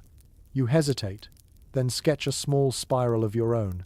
It feels awkward at first, but then strangely calming. The ink glistens under the candlelight. "Good," he murmurs. "Now it will live." Outside, night settles deep. The wind sighs through the broken archway, carrying the faint scent of smoke and rain. The scholar begins packing his tools, stacking papers with careful precision. Before he blows out the candle, he turns to you. "If you ever forget," he says, "look for patterns. They are the universe's handwriting." You step outside as the last flame fades. The sky is clear and full of stars. For a moment, They seem to arrange themselves into the same circle you saw on his parchment. You blink, and the pattern is gone, but the feeling remains a quiet certainty that meaning hides in everything, waiting for patient eyes. The grass sways around you, whispering softly as you walk away. Each blade catches the starlight for an instant, like letters in a message written across the earth. Somewhere behind you, the scholar's hidden symbols glow faintly in the dark, keeping their secrets safe for another curious traveler yet to come. The night air carries the scent of lavender and smoke as you descend toward a quiet village. The roofs gleam with dew beneath the moonlight, and a few stray lanterns flicker in the windows. In the square, the stone well glows faintly under the stars. Near it, a woman in a faded green shawl gathers herbs into a wicker basket. Her hands move quickly, her gestures confident. She hums softly to herself, a tune too old to name. When she looks up and sees you, she smiles with a kind of knowing that feels both gentle and unsettling. She invites you closer, motioning toward her small cottage at the edge of the square. Its walls are covered with drying plants, and the door hangs open, letting out the warm scent of rosemary and beeswax. Inside, every surface is alive with purpose.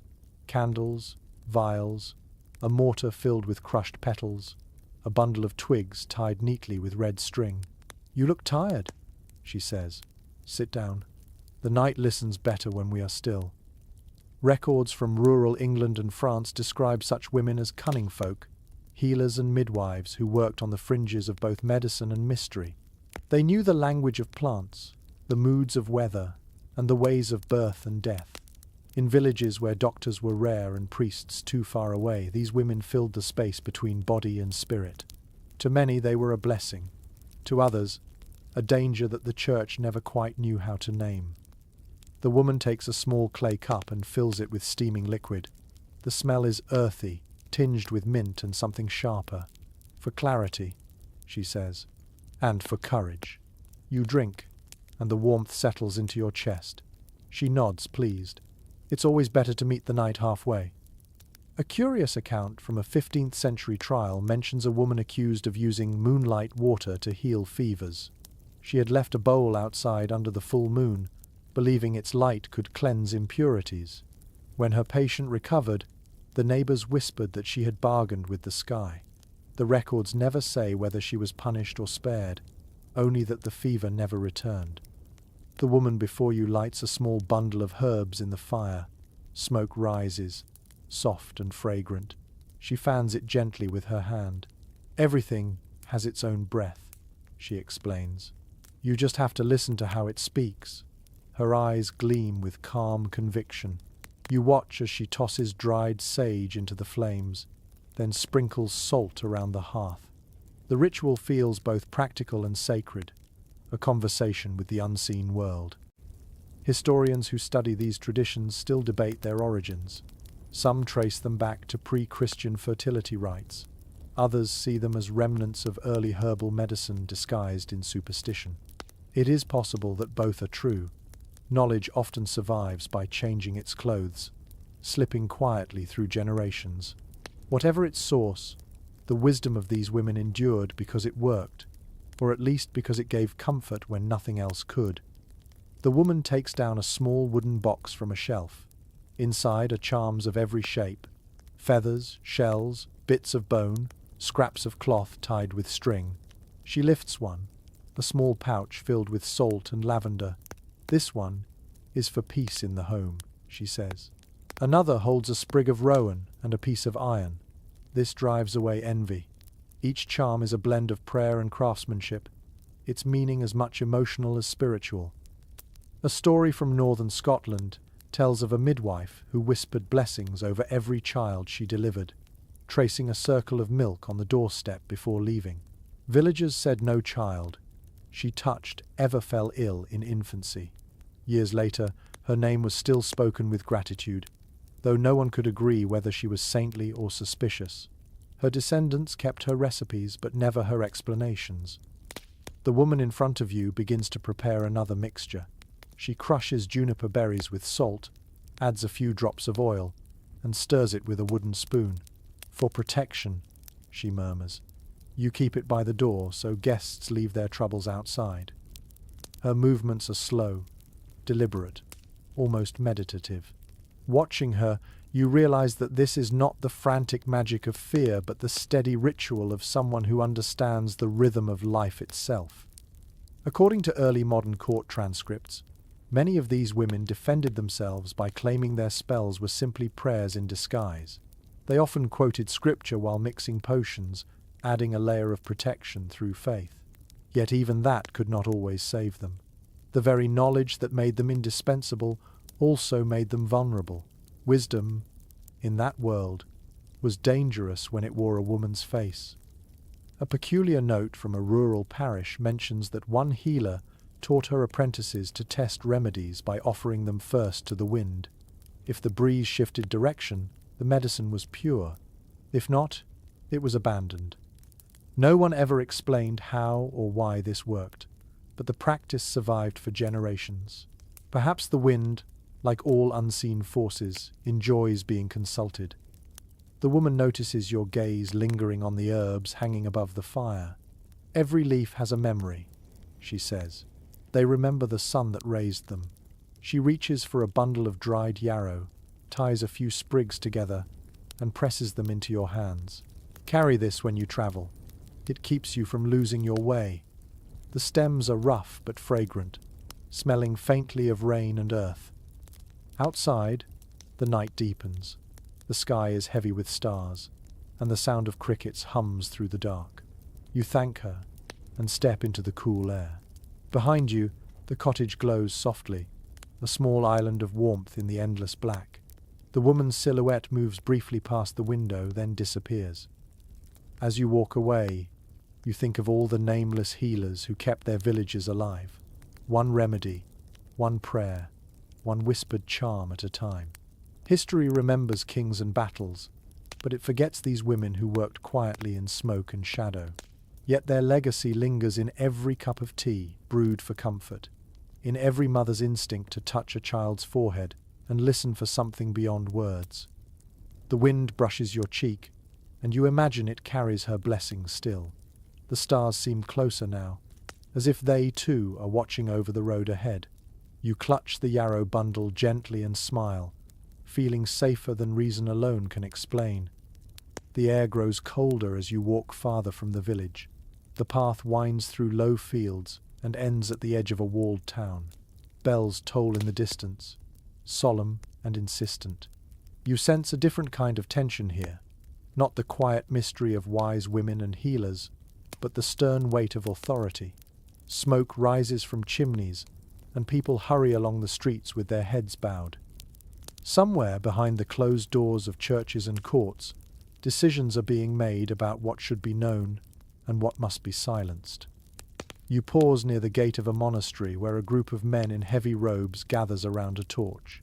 One holds a scroll while another reads aloud in Latin, his voice echoing against the stone. The words are official and cold, condemning dangerous writings that spread confusion among the faithful. When he finishes, the men feed the scroll to the fire.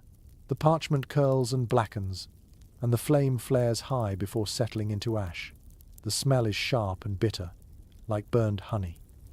Historical accounts from the 12th to the 15th centuries describe repeated efforts by church leaders to control what they considered forbidden knowledge.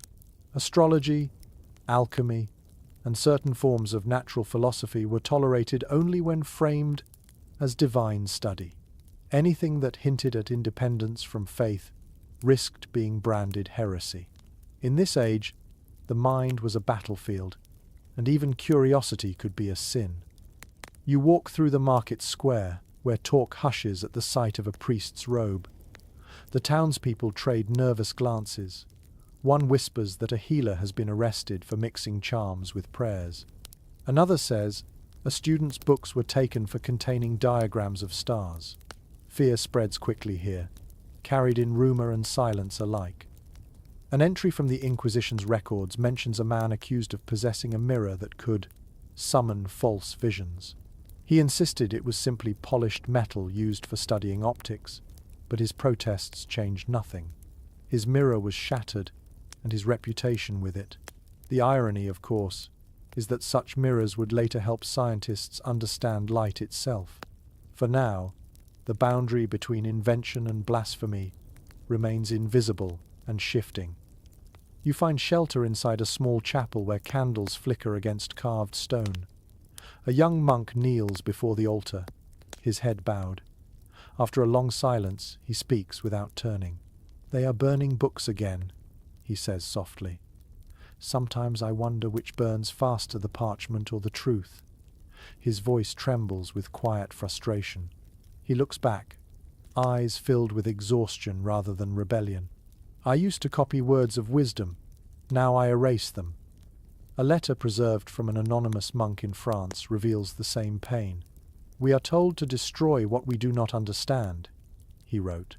"Yet the more we burn, the more darkness fills the room." The letter ends abruptly, as if the writer feared being found. Scholars still debate whether it was ever sent. The monk beside you rises and walks to a hidden alcove behind the altar. He removes a loose brick and pulls out a small bundle wrapped in cloth. Inside lies a single book, its leather cover worn smooth by handling. "This," he whispers, "is a text of the heavens. I could not bear to destroy it." He places it gently in your hands.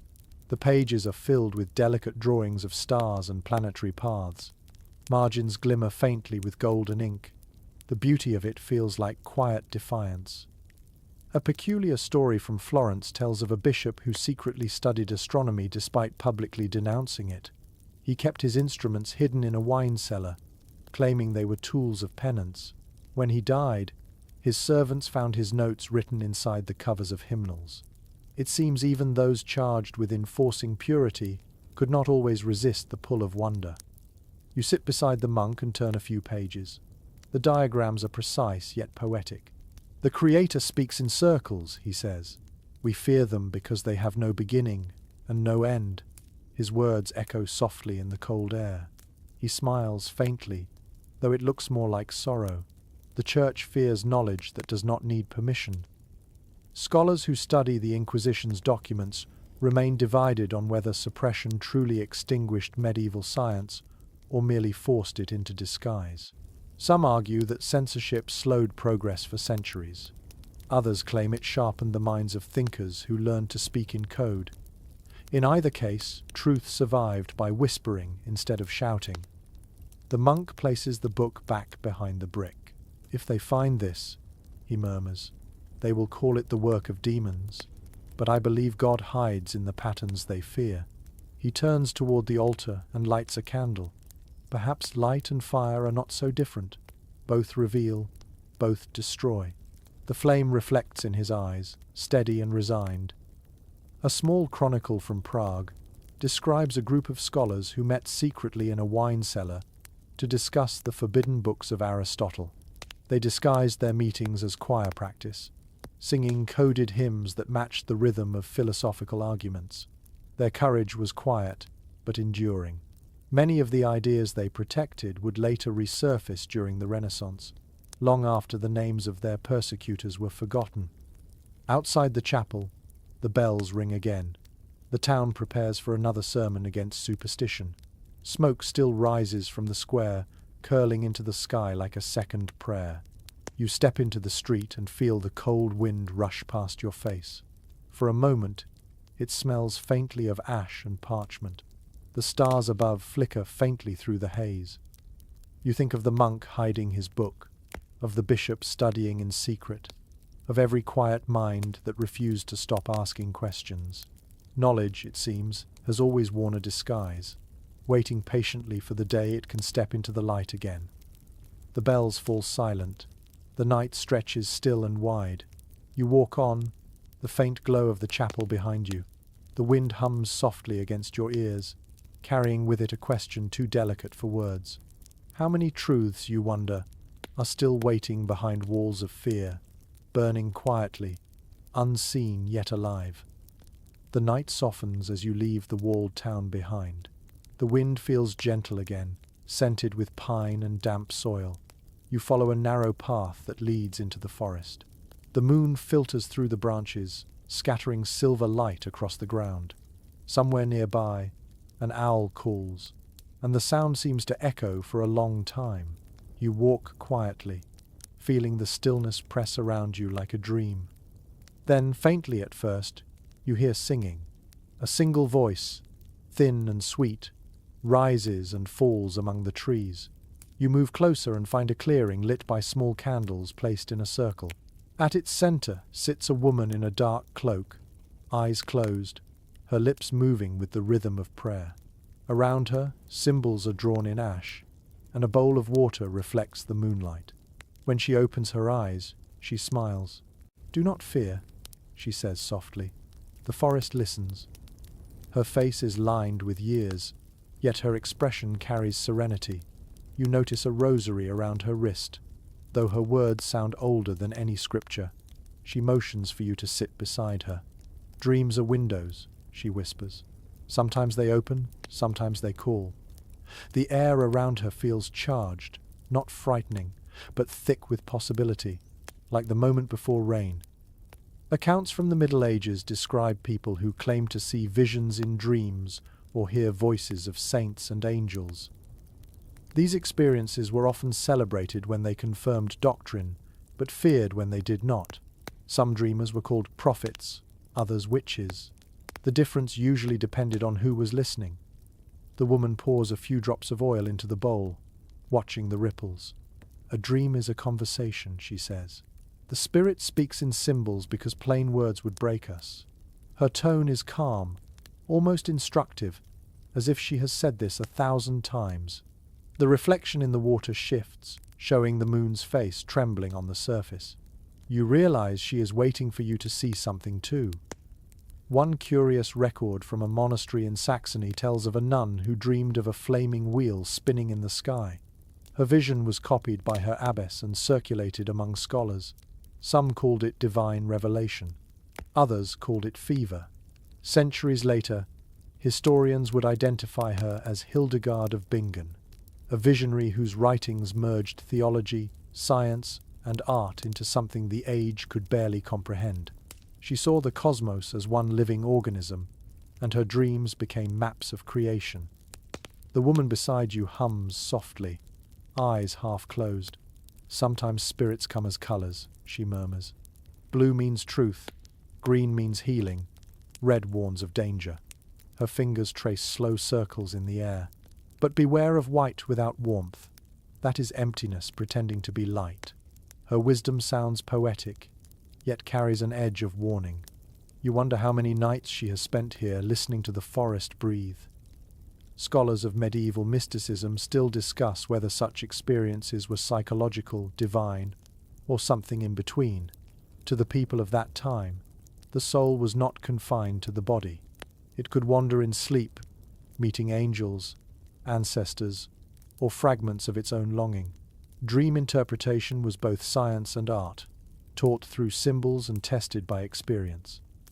A record from a healer's notebook found in southern France describes using dream rituals for guidance in illness. Patients were given herbs that induced calm sleep, then asked to recount their dreams upon waking. The healer would translate the images, snakes, rivers, birds, into treatments. If someone dreamed of drowning, it meant too much moisture in the body. If they dreamed of fire, fever was near. The language of the unconscious became a diagnostic tool long before psychology existed. The woman leans forward and dips her fingers into the water. She flicks a few drops toward the candles, which hiss softly. "Every dream burns a little," she says. "That is how it teaches." She looks up at you, her eyes reflecting the candlelight. "Tell me, what do you dream of most?" You hesitate, unsure how to answer. She smiles again. "Then listen closer. The soul repeats what the mind forgets." A strange chronicle from Norway recounts how a shepherd once dreamed of his village sinking beneath waves. He warned everyone, but they laughed.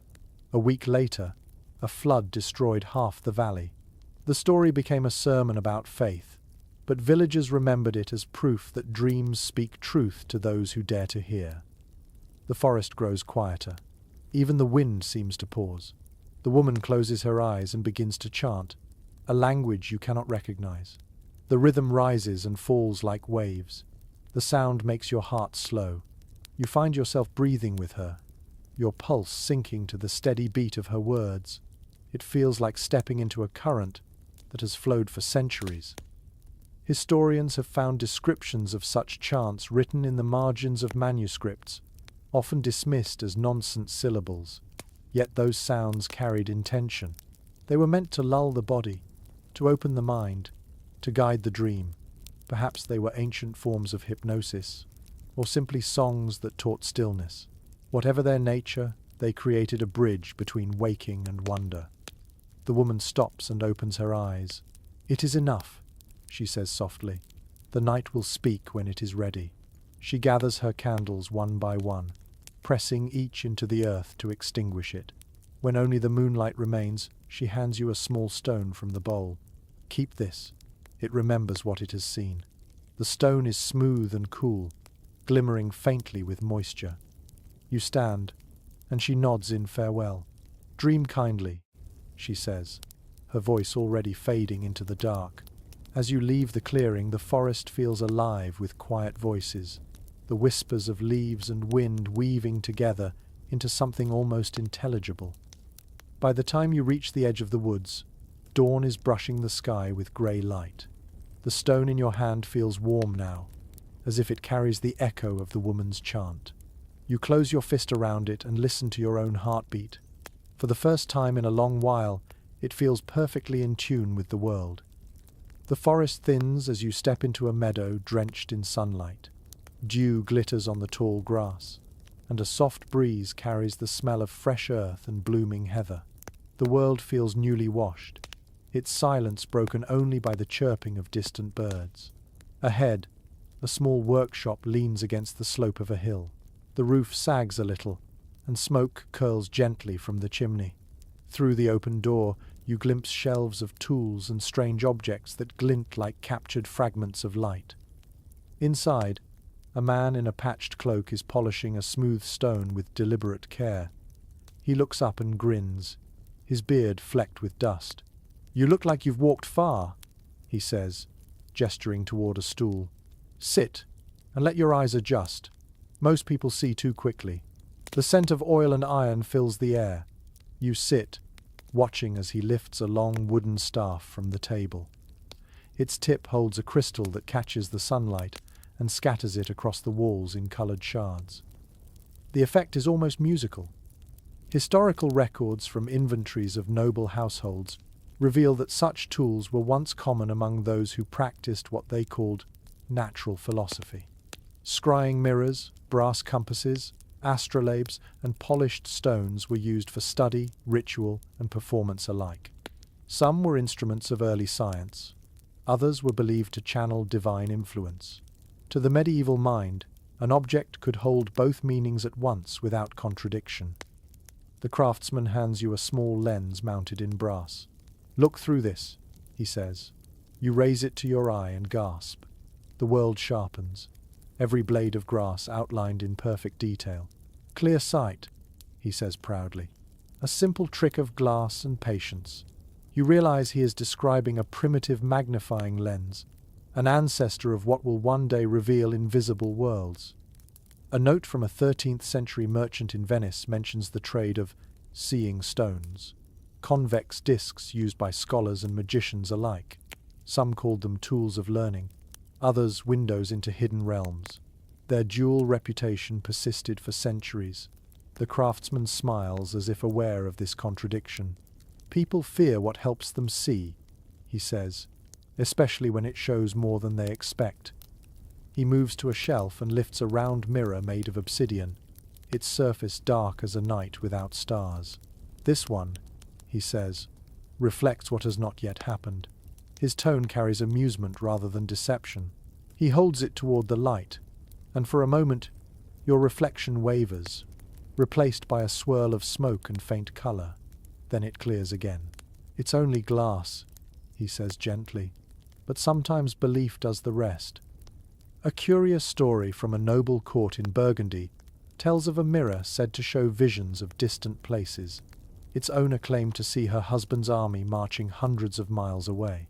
Modern historians think it might have been an early experiment with polished metal and light projection, But for those who watched, it was magic. The mirror disappeared after her death, leaving only rumor behind. The craftsman shows you another object, a small bowl carved from crystal, its edges etched with delicate patterns. For scrying, he explains. You fill it with water and let the reflection speak. He gestures for you to try. The surface trembles slightly, then smooths. For a fleeting second, you think you see shapes moving inside stars perhaps, or clouds, or maybe nothing at all. The mind projects what it needs, he says, smiling. That's why such tools work. They help you listen to yourself. Some scholars who study medieval manuscripts argue that magical instruments like these were never meant as deceptions but as meditations. The act of gazing into a mirror or crystal allowed the thinker to focus the imagination, much like modern contemplation. Others believe that certain tools were used to impress patrons, blending showmanship with scholarship. The truth likely shifts somewhere between the two. He turns toward a long table cluttered with instruments. There are compasses for drawing circles, delicate balances for weighing powders, and small glass spheres filled with colored liquid. Every craftsman has a language, he says. Mine is precision. The rest is faith. You notice a piece of parchment beneath the tools, covered in drawings of geometric figures and written prayers. Each line is drawn with near religious care. A particularly intriguing entry in a 15th century ledger describes how the possession of certain objects could determine a scholar's reputation. Owning an astrolabe signified learning. Keeping a crystal sphere marked one as suspect. The boundary between respected knowledge and condemned curiosity was thin, depending on who was watching. The craftsman shrugs, as if sensing your thoughts. If I call it study, they praise me. If I call it magic, they burn me. I let them choose. He hands you a pendant shaped like a small key, its surface engraved with a star and a circle. This, he says, represents balance. Metal for the body, light for the mind. He places it in your palm, and the warmth of his hand lingers. When you hold it, remember that every tool is only as good as the hand that wields it. Outside, the afternoon sun slants through the open doorway, illuminating the room in a wash of gold. Dust motes drift through the air like tiny sparks. The craftsman lowers his head over his work again, humming softly. The sound of grinding stone mixes with the distant rustle of leaves. You realize he may never call himself a wizard, yet his tools, his patience, and his way of seeing the world all carry the same quiet power. One document from a London guild mentions that some artisans were known to inscribe blessings into their creations before selling them, whispering short verses or breathing over the metal to seal its harmony. Perhaps this craftsman does the same, not as superstition but as habit. You watch him polish a small glass sphere until it catches the sun and glows like a miniature dawn. You thank him and stand. He nods, still smiling, eyes focused on his work. Remember, he says, there is no difference between wonder and understanding, only depth. As you step outside, the meadow hums with insects and birdsong. You glance back once to see him silhouetted in the golden light, his hands steady over the glimmering tools. The sound of his file fades behind you, blending with the whisper of the grass. You carry the key in your pocket, its weight a small reminder that even simple instruments can open doors the mind has forgotten exist. The sun dips lower, washing the sky in shades of amber and soft rose. You follow a narrow path down into a valley where smoke curls lazily from chimneys and the faint hum of voices drifts across the fields. The smell of metal and ash reaches you before you see the building. It stands at the edge of the river, half workshop and half home, its windows glowing with the deep orange light of a furnace. Inside, someone is working late. You step through the open doorway and are met by a wave of heat. The air smells of burning charcoal, vinegar, and iron. Glass jars clutter the shelves, their contents swirling in strange colors: red, green, and deep indigo. At a long table near the fire, a young man bends over a glass vessel filled with liquid that shimmers faintly like melted silver. His hair is singed at the edges, his sleeves rolled to the elbow, He glances up and grins, as if happy to have company. "Careful," he says cheerfully. "Some of these experiments prefer silence. You take a cautious step closer." He is clearly an apprentice, young but focused, his hands moving with the rhythm of someone who has repeated these motions many times. Around him, the workshop looks both chaotic and sacred tools scattered, papers weighted with stones, a cracked crucible glowing faintly in the fire. Records from late medieval guilds describe such apprenticeships in detail. Alchemists rarely worked alone. They trained younger students to manage heat, grind minerals, and watch for subtle changes in color. The work was as much discipline as discovery, requiring patience that could test even the calmest spirit. A single experiment might take weeks, and one mistake could undo months of labor. The apprentice lifts a thin rod of glass and swirls it gently in the liquid. "I'm not after gold," he explains. "I'm after understanding." His eyes gleam with a mixture of pride and exhaustion. "But if it turns to gold by accident, I won't complain." His tone carries a touch of humor, but you can sense the sincerity beneath it. Every experiment here is a prayer to the logic of transformation. From a dusty shelf, he pulls down an old notebook. Its pages are filled with drawings of furnaces, diagrams of celestial movements, and long notes written in uneven Latin. "My master says there is no real difference between a metal changing color and a soul learning patience," he says quietly. "Both require heat." He looks toward the furnace, where the flame burns white at the center, and both can fail. A surviving letter from a German alchemist to his student expresses the same lesson. You must learn to wait for the fire to teach you. Impatience is the only impurity. The letter ends with the phrase, "Even failure refines." You imagine how many sleepless nights such advice has soothed through the centuries. The apprentice adjusts a copper pipe leading into the furnace.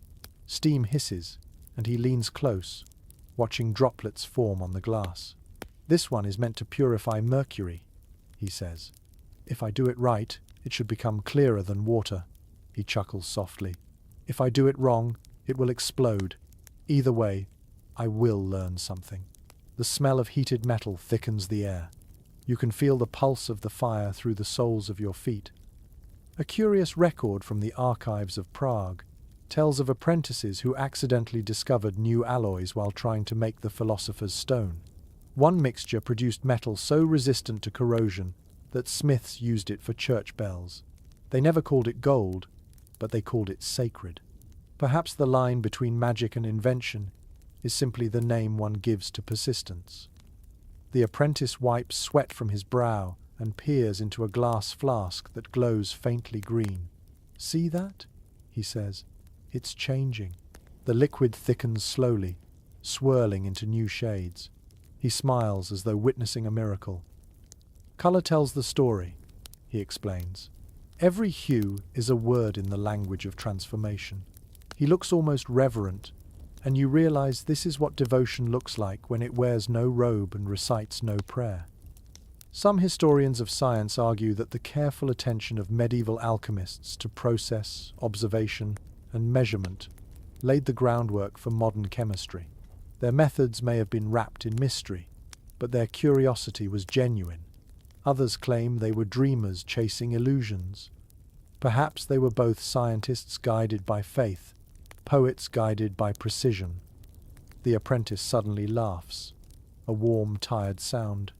"I've burned more shoes than I've made discoveries," he says, showing you the singed hem of his robe. "But even the burns teach me something." He stirs the mixture again and lowers the flame slightly.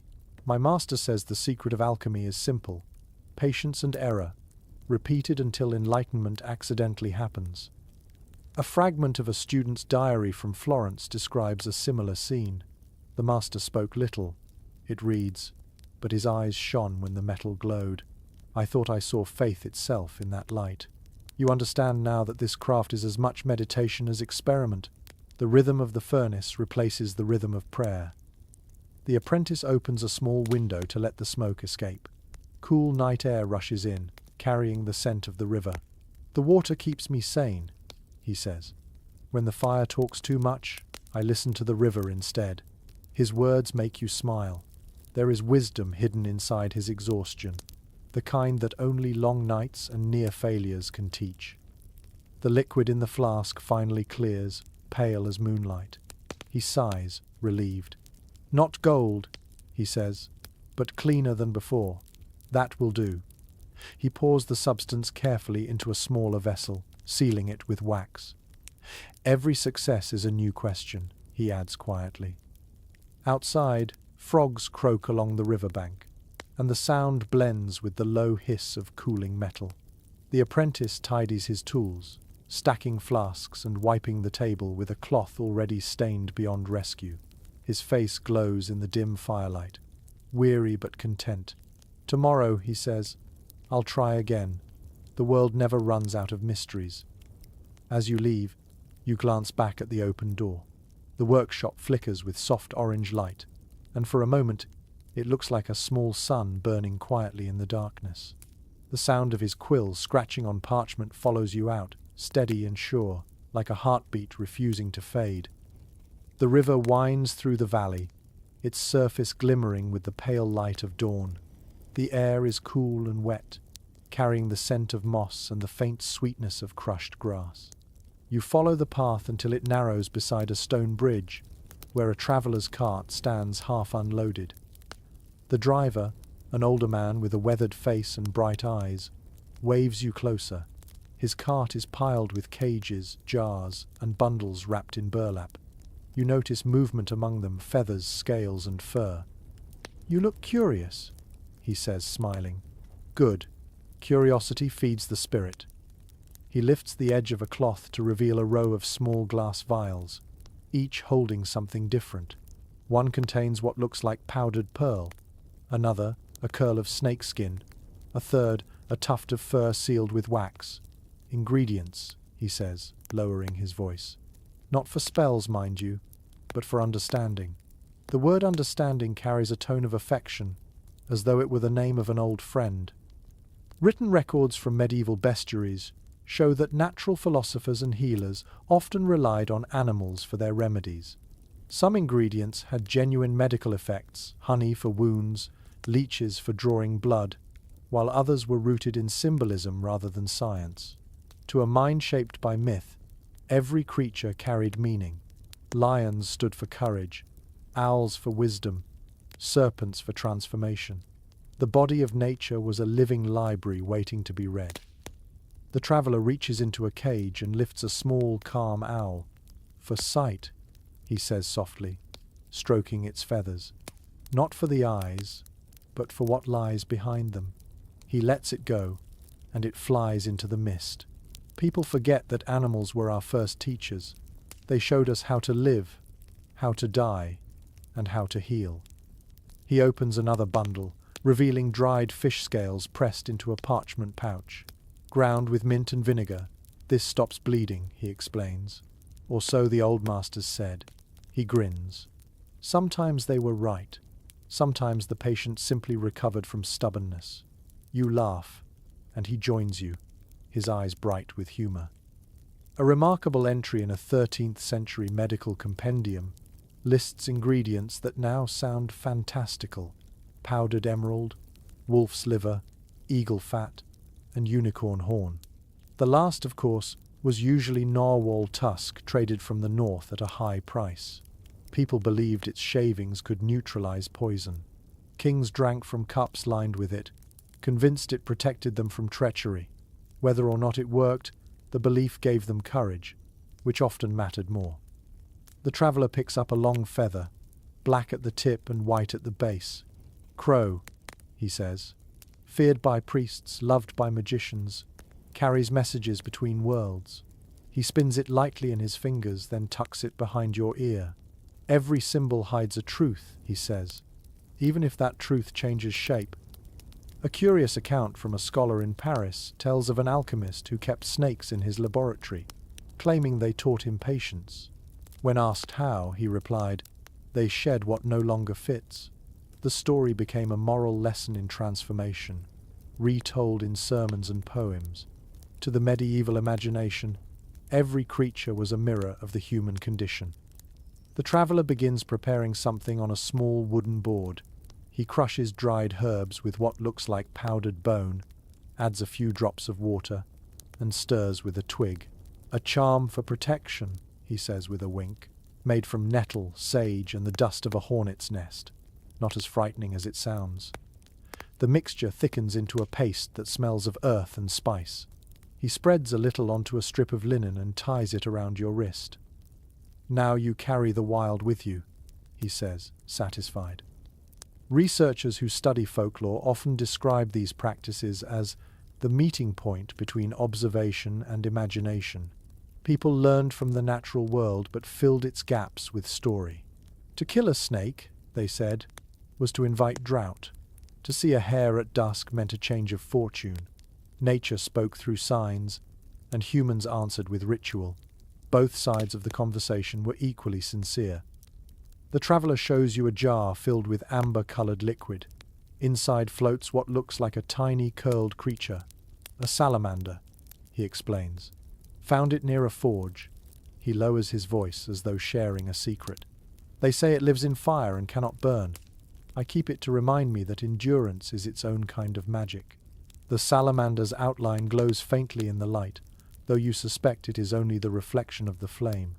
Still, you understand the feeling behind his words. A fascinating legend from northern Italy claims that salamanders were born from lightning strikes. Builders once sealed small bones into the walls of houses to protect them from storms. The belief lasted for centuries, long after anyone had seen the creature itself. In that way, myth served as architecture, reinforcing both walls and faith. The traveller begins to pack up his cart. Everything I carry, he says, is part of a story. Some true, some almost true, and some truer than truth. He pats one of the burlap bundles and laughs. You never know which until you listen long enough. You watch as he secures the last cage and tightens the ropes. The sky is brightening now, the mist lifting to reveal the soft greens of the fields. Take this, he says, handing you a small vial filled with golden powder, crushed pollen and a drop of honey. Sprinkle it in your path when you forget where you're going. The bees will remember for you. His tone is playful, yet somehow sincere enough that you nod in gratitude. As the cart creaks away down the road, you hold the vial up to the sunlight. The powder catches the light like ground sunshine, glowing faintly. You slip it into your pocket and begin to walk. The river murmurs beside you, the air alive with bird calls and the rustle of wings. You think about how much of human knowledge was learned not from books, but from watching, touching, imitating, and imagining. The road ahead curves between meadows, where animals graze lazily under the morning sunday. You breathe deeply, feeling the warmth on your face. Somewhere far behind you, the traveller whistles a tune that sounds like laughter turned into melody. For a moment, you imagine that every feather, every petal, every spark of light carries a message from the past. Still teaching, still alive. By midday, the path widens into a bustling road that hums with voices.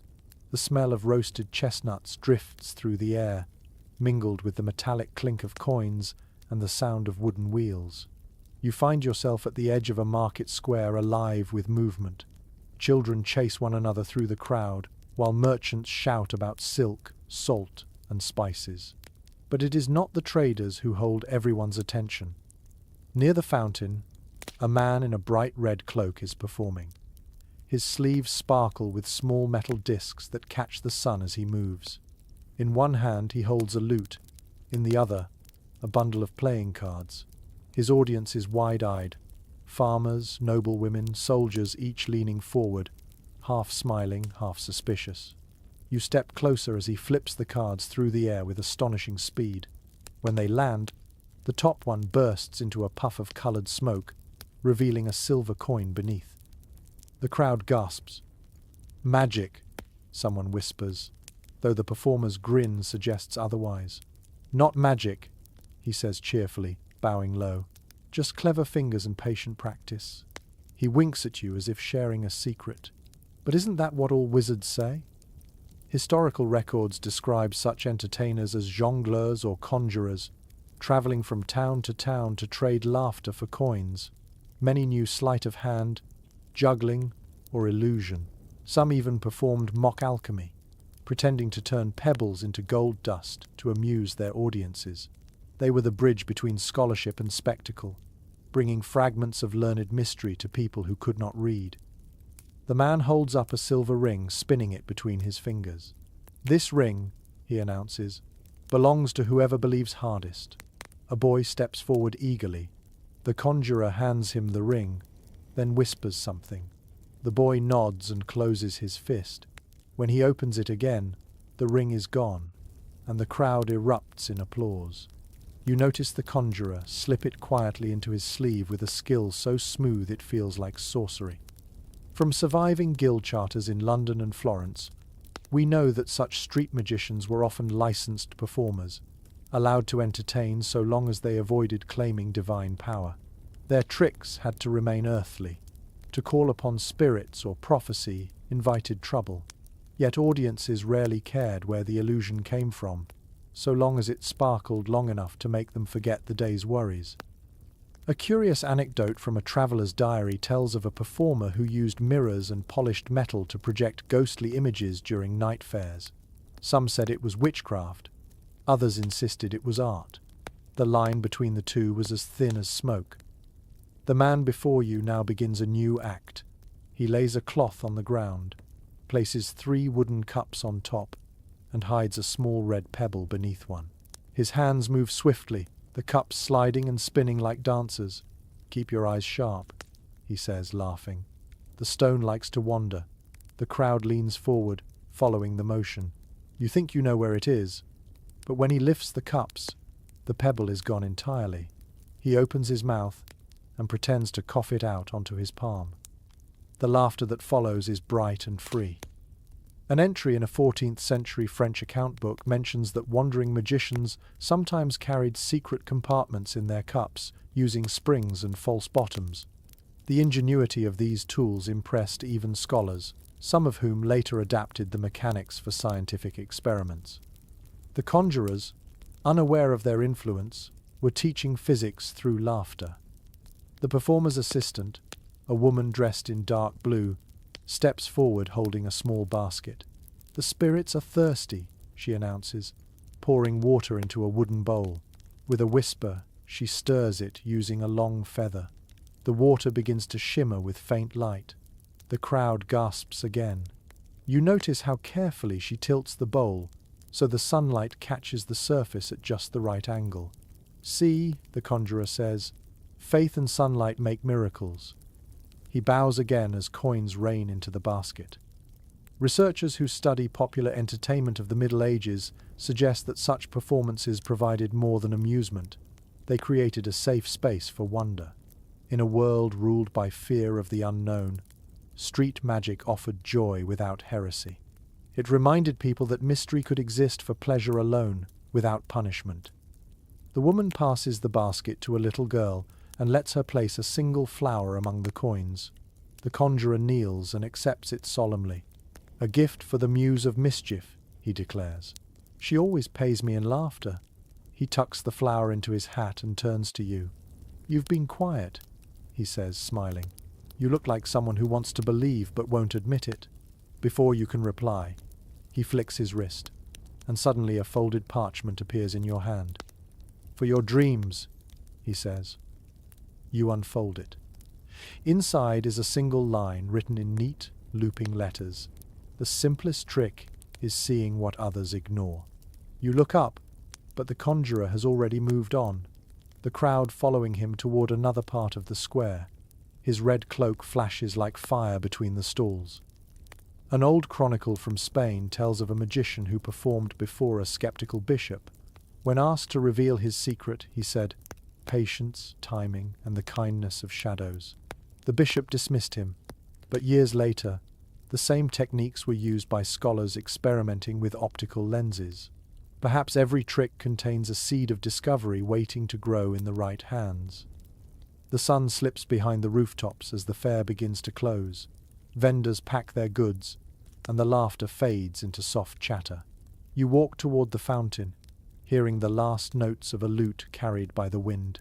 The parchment in your hand glows faintly in the fading light, its message simple but profound. You fold it carefully and tuck it into your pocket. As you leave the square, the night gathers around you. Somewhere behind, the conjurer's voice rises one last time. What is magic, my friends, if not hope, made visible? The crowd cheers, and for a moment, you feel that he is right. The moon climbs high as you travel again, its light silvering the tops of the trees. The air grows cooler, and the night hums with quiet. You follow the path through open fields until you see a faint glow in the distance, brighter than a campfire, steadier than torchlight. As you draw closer, you realize it is not a village but a solitary tower. Its walls are pale stone, smooth and seamless, and light seeps through narrow windows like molten gold. Inside, someone is awake, working through the long hours of darkness. The door creaks open at your touch, and a wave of warmth greets you. The interior smells of ash, salt, and bees.